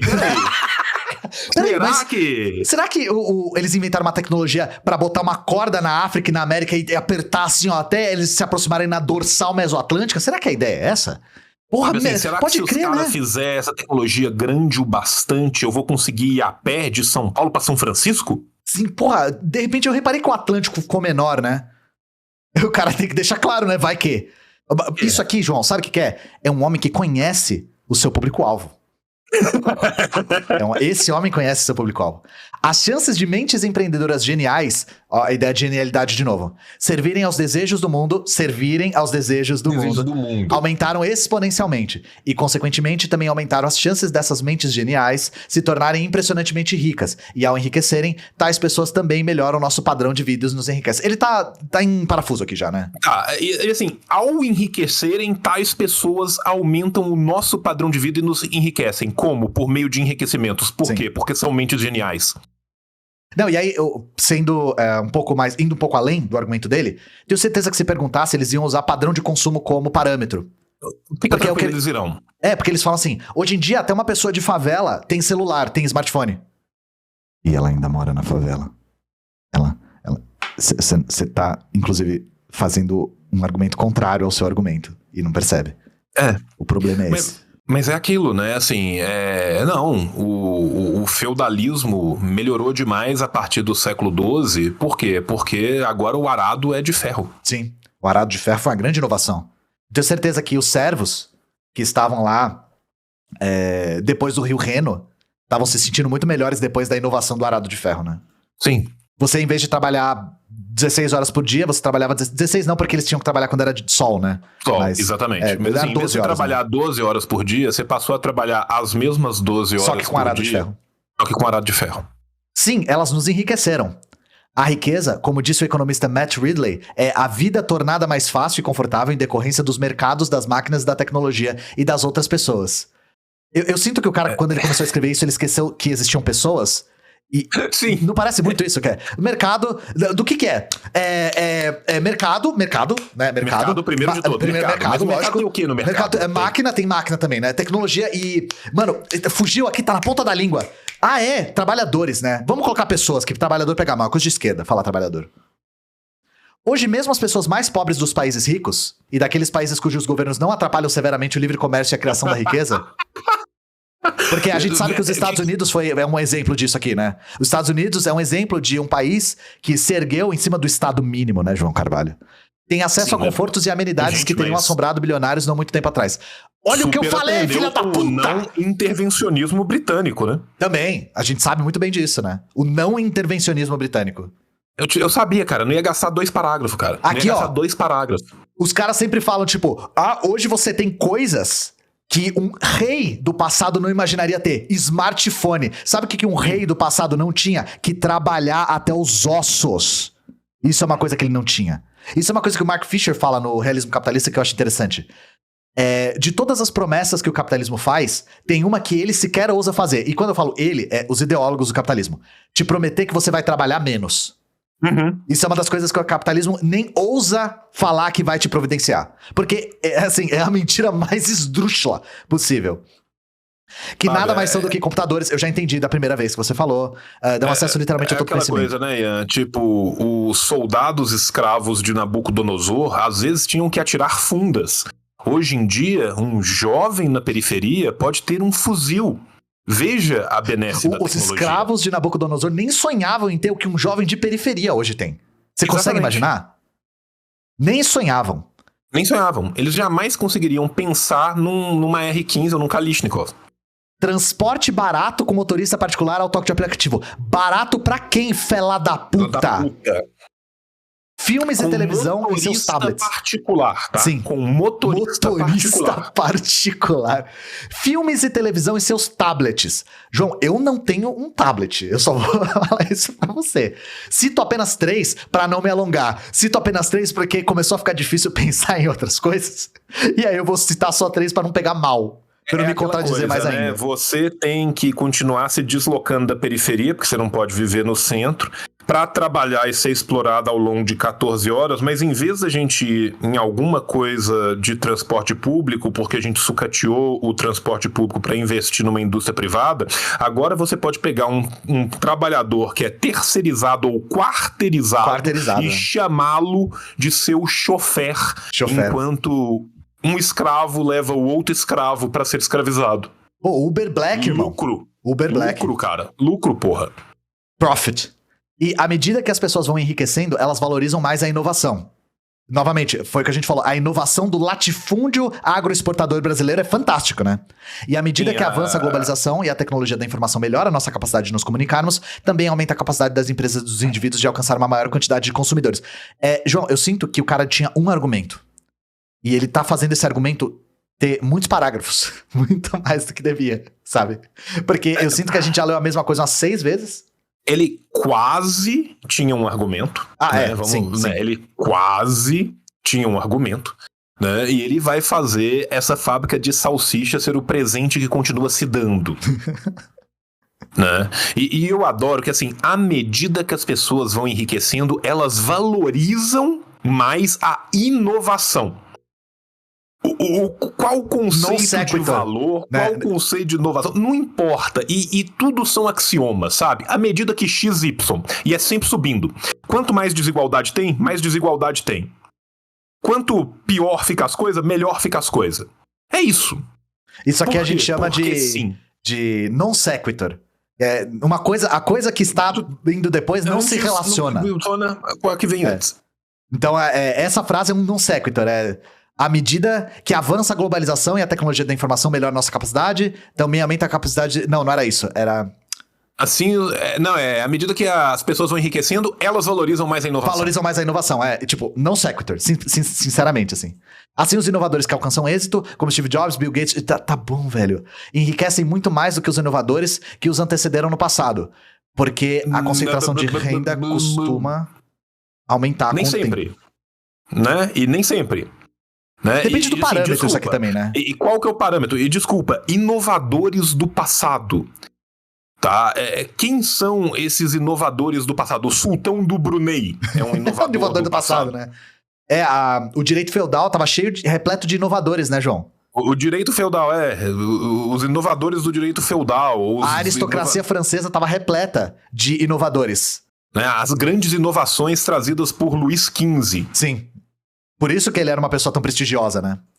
Assim, se alguém falasse das inovações de Heliogábalos ou Calígula, eu até consigo entender. Mas qual que é a inovação do Calígula? Cavalo como senador? Isso é uma inovação, é verdade. Cavalo como senador. Isso é uma inovação, porra. Cavalo como senador foi foda.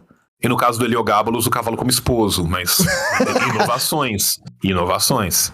E também se enriquecem muito mais que os doutores, professores e motoristas de ônibus, pois o ganho desses estão limitados ao número de pessoas que podem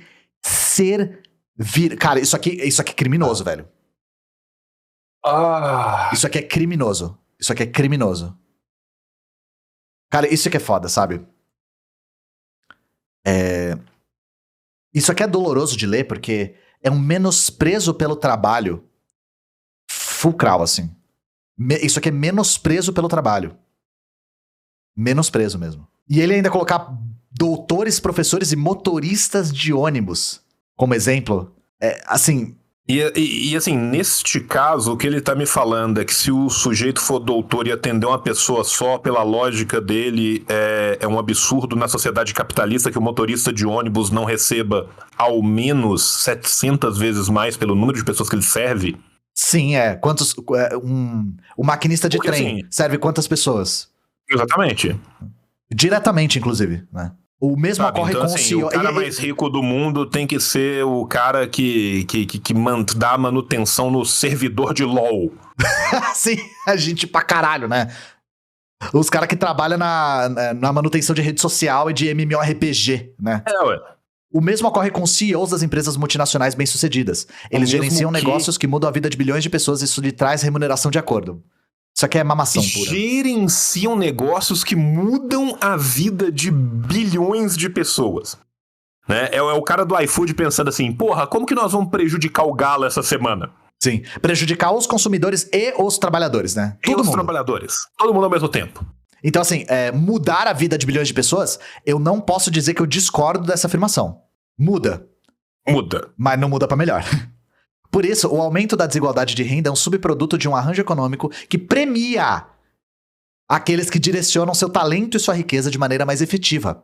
Quando riqueza. um indivíduo... O mais legal é que não é só seu talento, é seu talento e sua riqueza. Da onde Né? vem essa Porque riqueza, né, João? De onde que veio essa riqueza antes? Que Então, riqueza que é essa? isso é um limite. Aí é uma dica que eu dou pra vocês, né? Às vezes me mandam, como refutar, como contra-argumentar contra o Ben Shapiro, sabe? O Jordan Peterson. O argumento deles sempre tem esse limite. Eles nunca dizem da onde vem esse tal capital que é investido com eficiência. Da onde que vem? Esse é o limite do argumento. Porque da onde que vem, todo mundo sabe que, na maior parte das vezes, é herança. As pessoas herdam. Os ricos de outrora são os ricos de agora.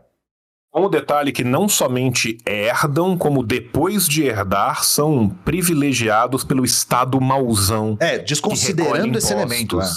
O que eu acho muito legal é porque o Estado é muito mau quando ele recolhe impostos, mas quando ele pega esses impostos e investe nas elites, aí a gente fica caladinho e olha pro outro canto. Quando esse Estado dá essas remissões fiscais, ele está ajudando a economia.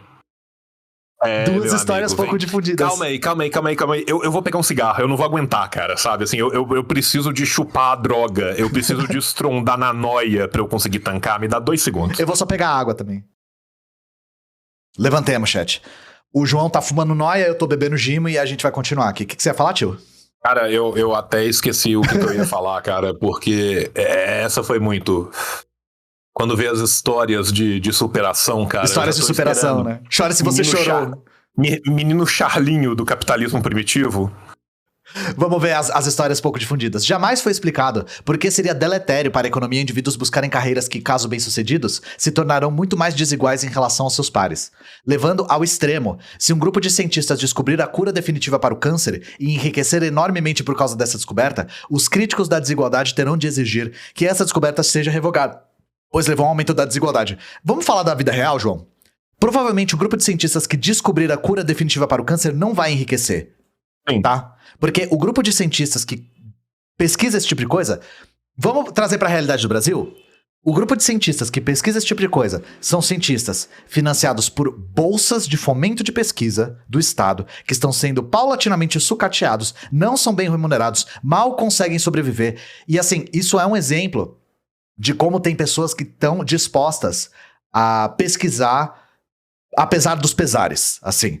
E isso é uma coisa que eu acho... E não tem nenhuma lógica de mercado envolvendo este exemplo, no caso que ele deu. Eu adoro que eles dão um exemplo e depois tiram um exemplo de tudo, né? Mas não pode considerar o mercado, não pode considerar a indústria farmacêutica, não pode considerar a indústria de transformação, não pode considerar a bioquímica, não pode considerar nada, né? Os cientistas vão descobrir e como que eles vão tratar essa escrófula por meio de suas mãos taumaturgas. Sim, eles descobrem a maneira, o jutsu, né, de cura do câncer, né, e aí eles vão usar esse jutsu que eles descobriram pra enriquecer. Provavelmente são cientistas que vão descobrir métodos através de pesquisa estatal. E aí, provavelmente, a indústria farmacêutica vai se apropriar desse tipo de inovação científica e vai ter lucros vultosos em cima dessa inovação, porque é assim que acontece sempre. Isso quando não são pessoas que fazem trabalho de campo com comunidades originárias, como as indígenas brasileiras, se apropriam da medicina fitoterápica indígena, patenteiam esses princípios ativos e ficam ricos enquanto as terras indígenas diminuem cada vez mais e a mineração ilegal avança cada vez mais nas terras indígenas dessas mesmas pessoas que foram responsáveis por essa inovação que na verdade é conhecimento indígena milenar, né? Isso sem levar nada disso em consideração. E o mais legal é que as pessoas que são críticos da desigualdade terão... Perceba a obrigatoriedade. Tudo é obrigatório. Tudo é tudo, tudo é nada, tudo é nunca. Né? Terão que exigir que a descoberta seja revogada, porque levou a um aumento da desigualdade. Para serem coerentes. Elas não podem, por exemplo, exigir que essa descoberta seja universalizada. Sim. Elas não podem. Foi descoberto, tem que revogar. Não que haja uma quebra de patente, né? Para que isso beneficie as necessidades humanas, não. Não pode. Tem que revogar. A dicção do Ian fica melhor quando ele tá puto. Isso é uma coisa que eu descobri, João. Eu sempre acho que quando eu tô tranquilo, minha dicção fica ruim. Mas quando alguém no chat fala alguma coisa que me deixa puta, aí minha dicção fica como? Então, assim, toda vez que eu tô falando alguma Toda vez que eu não estou afiado na dicção, chat, me xinguem, tá? Porque aí eu vejo se eu consigo Toda vez, melhorar. gente, vocês mandam assim, Ian, um dia você será um ótimo professor. Exato, é. Essa aí, porra, eu fico como? Nessa mesma linha, ó quem tá de volta aqui, João. Henry Ford morreu muito rico. E Steve Jobs morreu valendo bilhões. Valendo bilhões é incrível, né? E Michael Dell vale dezenas de bilhões. Como exatamente o fato de eles serem muito ricos prejudicou você? A gente já falou sobre isso. Alguém realmente diria que o mundo estaria melhor caso esses três fossem meros preguiçosos sem ambição? Sim. A desigualdade, sem dúvida, seria menor. Sim. Yes. Quando o Rockefeller começou a vender querosene... Ai, vai ser essa história do querosene. Vai ser a história do querosene de novo. Filha da p... Eu odeio essa história do querosene, cara. Que ódio. Caso você não tenha ouvido essa história... Assim, você não sabia o que você estava perdendo. Em 1870, ele detinha aproximadamente 4% do mercado. Já em 90, ele detinha 85% do mercado. Como ele conseguiu esse aumento estrondoso da sua fatia do mercado? Foi espoliando os consumidores? Muito pelo contrário. Os preços do galão de querosene desabaram. Eram de 30 centavos em 69 e despencaram para 6 centavos em 97. Rockefeller reduziu seus preços exatamente para aumentar a sua fatia do mercado, estabelecer um monopólio para aí sim aumentar o preço. É assim que funciona, seu filho da puta. Ao agir assim... Só fazer um outro comentário. Olha que legal. O Rockefeller foi um dos principais responsáveis pela primeira agência controladora do mundo, né? Que foi a agência controladora de estradas férreas nos Estados Unidos. O Rockefeller conseguiu apoio governamental para transformar em oligopólio e posteriormente em monopólio. Sim. Tá? Mas o Estado, ele é muito mal quando ele interfere na economia, a não ser quando ele interfere para ajudar super-homens nazistas. Sim. E assim, eu lembro de só uma anedota, tio. Algum liberal idiota publicou assim: Rockefeller inventou o hábito de ler à noite. Porque ele fez o querosene ficar muito... Você já viu isso? Ele fez o querosene ficar muito mais acessível. Aí eu não sei quem publicou assim: irmão, existia vela antes. Aí o cara tomou bloco. Cara, assim, literalmente todas as litogravuras, as pinturas, as representações de monges copistas medievais é dos malucos trabalhando à luz de vela. Todas. Vela, só ter a vela. A vela é inacessível, não. As pessoas faziam vela em casa. Elas fabricavam as velas em casa. Era uma coisa de artesanato doméstico. Inclusive feito por mulheres, inclusive. Era uma coisa muito comum que você vê em textos da Rússia do século XIX e tal. Cara, por que as bibliotecas, naquele negoção gigante que você podia pôr 6 livros, que era o Google da época, ele tem um espaço de um castiçal? Sim. Olha que loucura. Né? Mas o Rockefeller inventou o hábito de ler. Eles estavam esperando o Rockefeller inventar a vela para eles jogarem querosene em cima da vela e pôr fogo. Um dia vai surgir um homem que vai inventar alguma coisa que a gente vai poder colocar nesse recipiente, que vai poder fazer a gente fazer uma coisa que a gente nunca conseguiu: ler à noite. Sim. Ao agir assim, ele afastou a concorrência e aumentou estrondosamente sua riqueza. Sim, ele estabeleceu um monopólio. Mas, simultaneamente, melhorou a qualidade de vida das pessoas. A Standard Oil do Rockefeller tornou a gasolina tão barata que possibilitou a Ford criar um mercado de massa para o seu modelo T e estabelecer outro monopólio. É o meio que a gente já contou como que foi isso, né? Com também investimento do Estado. Já Henry Ford, por sua vez, duplicou o salário. A história do salário básico dos seus empregadores em 14. A lenda é que ele fez isso para possibilitar seus funcionários a compra de Fords. Falso. A verdade é que ele aumentou o salário dos seus empregadores para diminuir a rotatividade deles. Em 13, a rotatividade dos empregados na economia americana era de incríveis 370%. Ford, ao aumentar o salário e diminuir a rotatividade, reduziu seus custos trabalhistas, pois não mais tinha de treinar novos empregados. E ao fazer isso, sua riqueza aumentou exponencialmente, mas a qualidade de vida dos seus consumidores também. Ao atrelar os seus funcionários a uma dívida casada paga com seu próprio trabalho, inventando uma nova visão de escravidão contemporânea, ele tornou a vida deles muito melhores, porque eles podiam comprar o carro que eles mesmos iriam pagar e consertar. Então, esse aqui é um argumento... Novamente, essa história do Ford aumentar os salários é muito utilizado por ideólogos do liberalismo de como, se não houver ingerência do Estado, os salários vão aumentar naturalmente, porque o mercado se autorregula. E aí eles dão o exemplo do Ford, que aumentou por causa disso, daquilo, né? Bom, tirando o fato de que existe uma coisa que contradiz esse argumento liberal chamado realidade, isso aqui me parece uma revisão desse argumento. Porque mesmo eu já tinha visto liberais falarem a respeito da compra dos carros. Tipo, o Ford percebeu, então se a gente deixar, os próprios capitalistas vão aumentar o salário para que eles comprem os seus produtos. Mentira, tá? Isso não acontece. Os salários tendem a diminuir cada vez mais até o limite da existência do próprio trabalhador. Isso é empiricamente verificável, tá, gente? Vocês não precisam acreditar em mim, porque eu não tô falando isso de maneira axiomática, sabe? Vocês têm que acreditar porque Mas aqui isso me parece uma revisão. Do tipo, não, ele aumentou pra diminuir a rotatividade pra não treinar. João, eu vou dizer uma coisa pra você. Eu não tenho como provar isso, mas eu sou cético com esse argumento. De que ele aumentou pra diminuir a rotatividade. Pra não ter que treinar funcionários.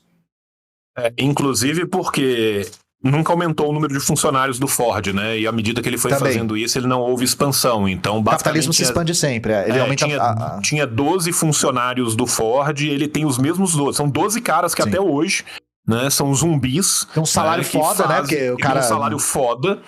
Sacou? É um zumbi que ganha bilhões. O problema é que ele deve trilhões em Fords comprados ao longo Fords da história. pretos, né? Modelo T. Em modelo T, o cara tem já centenas de milhares de Ford T e um Mustang, que um dia ele ficou louco e resolveu comprar com um bônus de Natal, né? E esses zumbis treinados pelo Ford, né? Eles fazem todos os casos. Em momento nenhum tem expansão produtiva disso, né? E, para além disso, né, reduziu seus custos trabalhistas. Como que ele reduziu os custos? Não tendo que treinar ou atrelando uma dívida semi-impagável ao funcionário, que para pagar essa dívida tem que se manter e que não vai se manter em qualquer outro lugar a partir do momento que ele já fez a dívida. Vamos lembrar o que foi a Belle Époque e vamos lembrar depois o que foi o crash de 29. Sim. E tem uma outra coisa, aí você disse eu tô errado. Vamos lembrar que durou, né, menos de 15 anos o grande sonho americano. E aí, de repente, tava todo mundo morrendo de fome. Por quê? E aí, João, me diz uma coisa, se eu tiver errado. O que me fez ficar um pouco cético com esse argumento é o treinamento dos seus funcionários, né, o treinamento dos operários. Uma das grandes inovações, se a gente pode colocar no vocabulário deles, do Fordismo, foi justamente a redução da quantidade de treinamento que o trabalhador precisava. Exatamente. Então eu fico muito cético com isso, porque o cara fala treinamento, gente, como se o cara fosse um engenheiro da NASA. Como se ele fosse um artesão, sabe? Que tem que fazer o carro de cabo a rabo. O sistema fordista, ele fragmentou o trabalho de tal maneira que as pessoas faziam movimentos que eram extensões das máquinas, basicamente. Sim, é um movimento repetitivo. E aí, que tipo de treinamento isso demanda? Demanda muito pouco. Muito pouco. E outra coisa, num movimento que tem que estar sempre se inovando e se repartindo cada vez mais. No máximo de fragmentações possível. Então essa é a questão, o próprio modelo fordista, nós chamamos de Fordismo justamente esse modelo que reduziu a necessidade de treinamento dos operários. E aí eles falarem, ele gastava com treinamento dos operários, eu fico muito cético com isso. Isso me parece pura revisão desse argumento de que, na verdade, o mercado se autorregula. Porque o ardil é esse, tá, gente?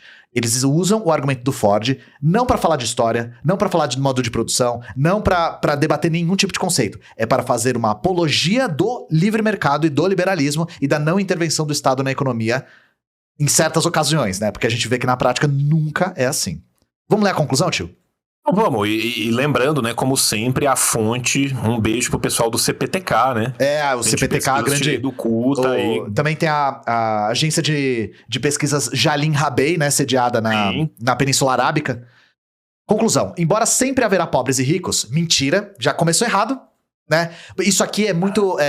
Cara, isso aqui é uma das coisas que o marxismo nos libertou dessa ideologia de que sempre haverá patrões e empregados, sempre haverá pobres e ricos, sempre haverá classes sociais. Não. Tá? Não. Tem um bichão na minha parede e eu acho que eu vou deixar ele ali e daqui a pouco eu batizo ele de algum nome, porque aí eu crio intimidade já.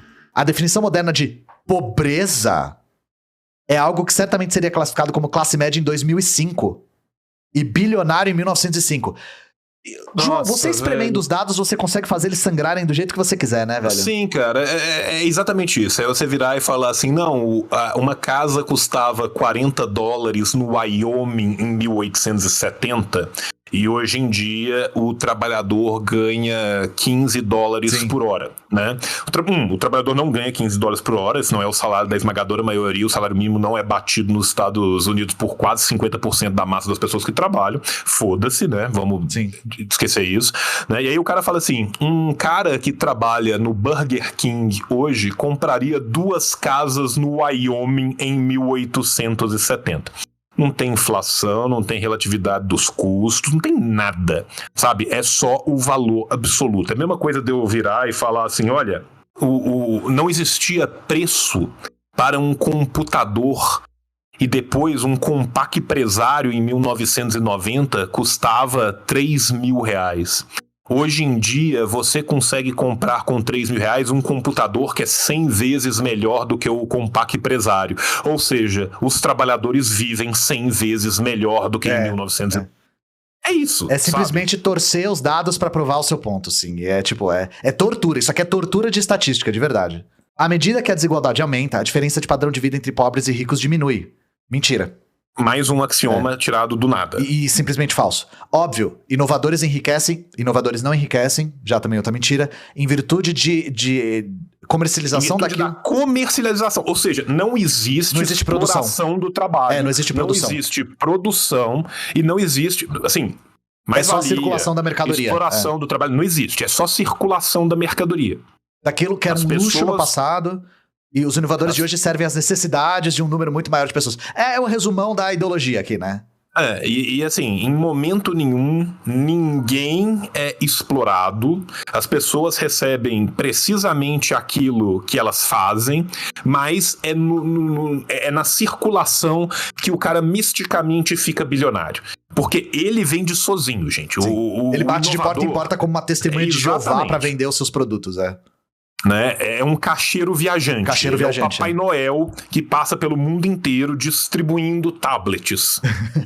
Todos nós deveríamos querer viver em um mundo repleto de empreendedores visionários e inovadores, que enriqueçam bastante em decorrência de seus inventos que aumentam substantivamente nosso padrão de vida. Quanto mais eles enriquecem, mais financeiramente desiguais forem em relação a nós, maior será o nosso padrão de vida e menor será a diferença de estilo de vida entre nós e eles. Por isso, para estimular... Não, cara, olha essa frase, cara. Olha essa frase. Todos deveriam querer viver. Fala por você, místico, filha da puta, não fala por mim, não, mano. De empreendedores inovadores que enriqueçam bastante e que tenham padrões de vida completamente surreais, porque quanto mais eles tiverem e mais desiguais eles forem em relação a nós, maior será o nosso padrão. Todos deveriam querer viver num mundo onde os bulls conseguissem cada vez ejacular mais, porque o rio de sêmen talvez invadirá a nossa jaula de cuck, permitindo que nademos em sua superioridade. Assim, se alguém tem sinestesia, eu sinto muito, sabe, por estar assistindo essa live, porque as imagens mentais e os aromas e texturas, assim, dessa live estão ficando cada vez mais... Bicho, é uma coisa mais absurda do mundo, cara. Você tem que sonhar que cada vez mais menos gente tenha mais para que possivelmente caia algo no chão para você. É pra ter tanto dinheiro no bolso que vai transbordar, como falaram aí no chat, né? O dinheiro vai começar a transbordar do bolso e cair no chão. Ian, você foi medievalista, eu fui medievalista. Na hora que você pega um texto dele, você lembra de uma catequese para os pobres no século VIII ou no século XII, falando que quanto mais você sofrer na terra, melhor será no céu. Com certeza. Não é só tipo assim, só mudamos os termos. Sim. Sabe? Quanto mais desgraça acontecer, melhor. Quanto mais o Senhor tiver um castelo maior, mais potencialmente ele poderá te proteger usando você pra tampar o fosso do castelo enquanto o resto do pessoal tenta invadir. Essa mundividência da vida de outrora, né? Que o seu sofrimento de agora vai valer a pena. Porque um dia, talvez, este, que não é mais Deus, agora é o bilionário Jeff Bezos, Steve Jobs e tal, pode, com a sua eterna benevolência, enriquecer o padrão de vida da sociedade. Então é isso, eu e o João, a gente entrou aqui na nossa sinergia de medievalistas agora. É algo que sempre dá pra trazer, né? Isso aqui é pra jogar na cara de todo mundo que disse que a gente tava estudando coisa inútil, né, João? Eu li o parágrafo de baixo. Sim, cara, desculpa, eu li o parágrafo de baixo. Ai, meu Deus. Por isso, para estimular a inovação e o crescimento, é necessário permitir que os inovadores e empreendedores bem-sucedidos mantenham a totalidade da sua renda, a qual a sociedade voluntariamente lhes outorgou. Meu Deus. Voluntariamente. Trocas voluntárias. O capitalismo é trocas voluntárias. É trocas voluntárias. A sociedade, de forma voluntária, todas as pessoas, todas as 33 milhões de pessoas que estão em fome absoluta enquanto o país gera mais bilionários, voluntariamente falaram: não, eu estou aqui no lixão brigando por osso para alimentar minhas 3 filhas, porque eu preciso que um empreendedor bem-sucedido mantenha a totalidade da sua renda, independente de qual seja esta totalidade. Voluntariamente, essas pessoas que estão em penúria outorgaram a renda total dessa casta que nos beneficia tanto com a inovação e a satisfação das nossas necessidades materiais. O foda é que ninguém lembra do dia da outorga, né? Tava todo mundo muito bêbado de alegria. Sabe, assim, você olha no seu calendário, você vai lá no Google Agenda, você abre as suas anotações, você fala: gente, eu não lembro do dia da outorga. Cara, se o cara tá dizendo que nós outorgamos, deve ser verdade, né? Afinal de contas, ele trouxe uma quantidade bastante satisfatória de evidências até agora, não foi? Nossa, sem fim, né? Punir o êxito com mais impostos. Em roubo é posto, você sempre tem que lembrar disso, sempre, né? Logrará sempre o objetivo contrário. Haverá menos inovações, menos crescimento econômico e logo salários mais baixos e mais pobreza. Assim, é uma relação de causa e efeito fantástica, né, velho? É urgente passar a ver o lado positivo da desigualdade. Você sabe o que eu acho super irônico, Ian? Que nenhum deles fala das experiências sem impostos que a gente teve no mundo, né? Isso é foda demais, porque a gente fala sobre como... Eles falam sobre como uma das prioridades dos comunistas, socialistas, ou seja lá o que eles entendem por ser comunismo e socialismo, é aumentar os impostos, né? Uhum. E aí você olha pra Coreia e fala assim: carai, fi. Aumentou o imposto pra carai, né? Aumentou tanto que deu a volta na lógica e volta. acabou na década de 70. Você olha pra Albânia e fala assim: ô Zé, porra, essa aí não era pra aumentar imposto não, Zé? Que história é essa de não ter imposto? Então, é a completa... E eu sinto que essa galera nem sabe que isso existe, né? Nem sabe que isso é uma possibilidade. A maior parte das pessoas, pelo menos quando eu falo que na Coreia não tem impostos, as pessoas acham que eu tô mentindo. Já me perguntaram: como é que você sabe? Lá é um país fechado, não tem como saber. Que é o melhor argumento pra Coreia, né? Qualquer coisa que você fala da Coreia, claramente são atores, né? Não, e o mais legal é que, assim, ressuscitou um pônei, matou uma pessoa com míssil. Só pode ter um corte de cabelo. Tudo isso é aferível. Aferível. Mas, tipo, como funciona o parlamento, né? Qual é o cargo do Kim? Como funciona o parlamento? Quais são os cargos que um tem ou não tem? Como funciona a estrutura do país? Sendo que existe uma gigantesca comunidade diplomática residente de outros países. Sim. Isso é impossível. Impossível auferir. Porque as pessoas que entram lá, elas se transformam em juche. Elas sofrem os efeitos juche e saem juche de lá. Saem com a lavagem cerebral juche. É urgente passar a ver o lado positivo da desigualdade. Por isso, a genuína... É urgente, é foda, né? Por isso, a genuína preocupação não tem de ser com a pobreza relativa, mas sim com a pobreza absoluta. Ah, vai vir outro argumento tradicional aqui. E está sendo devidamente aniquilada pelo capitalismo. Mentira. Isso aqui é só mentira. Mas vamos a pobreza está sendo aniquilada pelo capitalismo. Mentira. Como que isso é feito, né? Eles pegam os dados e falam assim: olha, gente, como que nos últimos 20 anos X pessoas saíram debaixo do nível de pobreza extrema. E eles nunca falam assim: onde que elas saíram? Exato. Essa é a pergunta que tem que ser respondida. Onde? Onde que elas saíram? Aí você vai olhar e aí é China, Laos, Vietnã. E aí você fala assim: olha só esse capitalismo salvando as pessoas da pobreza extrema. A China é capitalista. Ah, então vamos fazer o que a China faz aqui? Não, porque lá é comunismo. Não, porque lá é comunismo. Esse argumento circular é fantástico, né? Vamos ver os comentários, João, porque isso sempre promete. Garcia, Nunca é demais repetir o que sempre é dito aqui. Abre aspas. Sempre que vejo uma pessoa parolando sobre desigualdade, faço a seguinte pergunta a 2 pontos. Será que ela está genuinamente preocupada com os pobres ou está apenas indignada com os ricos? Eis uma maneira de descobrir a diferença. Sempre que alguém reclama sobre a desigualdade de renda, pergunto a ela se ela aceitaria que os ricos ficassem ainda mais ricos se isso, no entanto, significasse condições de vidas melhores para os mais pobres. Se a resposta for não, ela está admitindo que está importunada apenas com que os ricos têm e não com que os pobres não têm. Se a resposta for sim, então a desigualdade de renda é irrelevante.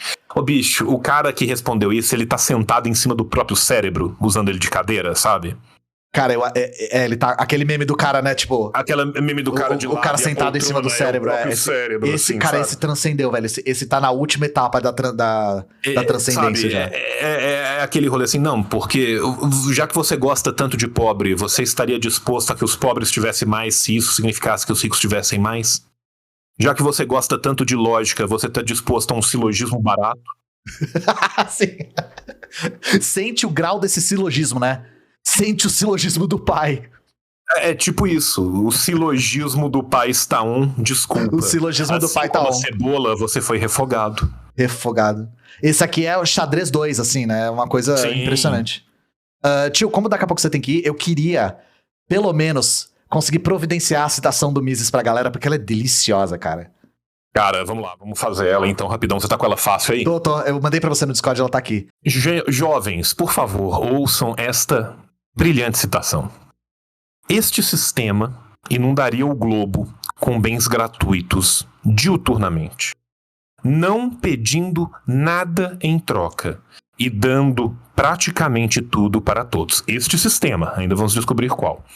A maior parte de tudo aquilo que ele gerasse consistiria de bens gratuitos, e todos os seres humanos vivos teriam acesso a eles. Qualquer indivíduo que acumulasse lucros privados o faria unicamente porque serviu com excelência aos outros seres humanos. E tal sistema inevitavelmente faria com que essa pessoa revelasse suas ideias e truques. Todas as pessoas do planeta saberiam os motivos do sucesso de alguém. Este sistema, desta forma, serviria a todas as raças e classes. Ele serviria farta e servilmente ao homem comum, e derrubaria as elites quando estas se tornassem soberbas e arrogantes. Ele faria com que fosse benéfico e proveitoso para todos, incluir cada vez mais pessoas em seu potencial produtivo e dar a todas elas uma participação nos resultados. Tal sistema tem um nome. Senta e se prepara, gente. Ele se chama livre mercado. Embora ele tenha se tornado bem mais óbvio na atual era digital, o fato é que a proliferação de bens gratuitos sempre foi uma das principais características do capitalismo. O problema é que as pessoas raramente pensam e falam sobre isso. O cara termina com um belo de um isso a Globo não mostra. Bicho, cara... Mises. Mano. Ludwig von. A qualidade argumentativa do homem é, assim... Você consegue entender por que ele é tão admirado, né, pelos liberais. De amba ruim, de amba péssima. Cara, se tem algo que vem caracterizando o capitalismo e o livre mercado é bens gratuitos, servir a todas as raças e todas as classes. Né? Assim, vamos elencar aqui as características desse sistema maravilhoso. Né? Inundação de bens gratuitos diuturnos. Não se pedindo nada para eles. Talvez se pedisse não seja tão gratuito. Né? Sei lá. Todos os seres humanos vivos teriam acesso. Todos os segredos de todas as nações e de todos os empreendimentos e de toda a maquinária, tudo seria desvelado e público. Um sistema que serve a todas as raças e classes de forma farta, que derruba as elites. Benéfico e proveitoso que não haja exércitos de mão de obra escassos, ou de manobra, ou que estejam fora do mercado. Todos têm participação nos resultados. Para Mises, isso é o livre mercado. Livre mercado. Assim, é fantástico, cara, né? Assim, não tem nenhuma, nada, absolutamente nada do que ele enumera. Nada do que ele enumera. É exatamente o contrário, né? É um exercício, inclusive. Literalmente assim, se você vai falando, né, tipo assim, a maioria dos bens são gratuitos? Não são.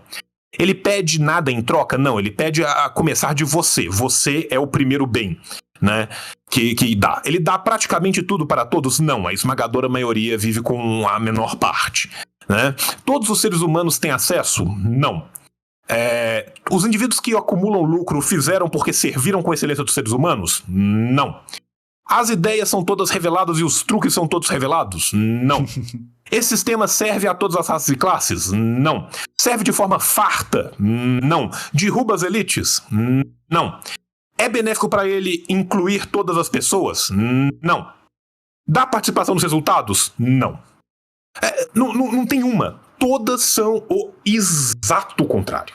Mas é aquela, né? É o movido Goebbels, né? A quem ele tanto admirava, por sinal. Sim, né? Verdade. Vamos repetir esse rolê aqui até a galera acreditar. E aí, quando não dá certo, a gente fala que não é liberalismo de verdade. Não é o que a gente tá vendo com o Paulo Guedes agora? Não é livre mercado de verdade. Não é livre mercado. E aí, chega no limite de vocês já terem visto anarcocapitalistas ou mesmo ideólogos liberais, ultraliberais, falando o capitalismo nunca aconteceu. Sim. E aí é uma flutuação entre o capitalismo existe desde sempre, o capitalismo nunca aconteceu. O capitalismo é o responsável por mitigar todos os problemas do próprio capitalismo. E ele nunca aconteceu. Ele nunca aconteceu, mas ele existe desde sempre. Ele existe desde sempre, exato. É fantástico. É uma... Sabe aquele meme do cara se vestindo de palhaço? Sim. É bem essa cadeia, tá ligado? É isso, cara. O capitalismo que é inato, natural, atávico, ex nihilo, mas que nunca existiu, vem ao mesmo tempo que sempre existiu, mesmo antes da existência, e não existiu na materialidade da prática, resolvendo todos os problemas que ele mesmo criou, mas que ele não criou nenhum porque ele não existiu, mas ele resolveu todos porque ele é atávico. Sim, e quando tem desigualdades é porque ele nunca existiu. O Brasil tem desigualdade porque não é capitalismo de verdade. Mas no Brasil, o pobre consegue ter celular por causa do capitalismo. É isso, gente. Um beijo pra vocês. Fiquem bem. Bebam Lenin. Leiam água. Pratiquem exercícios. E é isso. Fiquem bem. Tchau, tchau.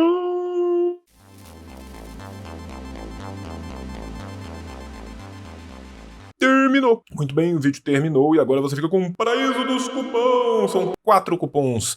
Tem da Boitempo, assim disse o João, 20. Tem do Lava Palavra, assim disse o João, 15. Tem da Revolustora, assim disse o João, 20. E tem das Ciências Revolucionárias, assim disse João. Tá tudo aí na descrição. Não esqueça de assinar este canal, de curtir, de comentar. Comenta qualquer coisa, gente. Pelo amor de Deus, ajuda a gente a espalhar a palavra deliciosa do comunismo. E na terça-feira a gente volta de novo. Beijo no seu coração. Tchau, tchau. Tchau, acabou. O capitalismo falhou, falha e falhará em cada uma das sociedades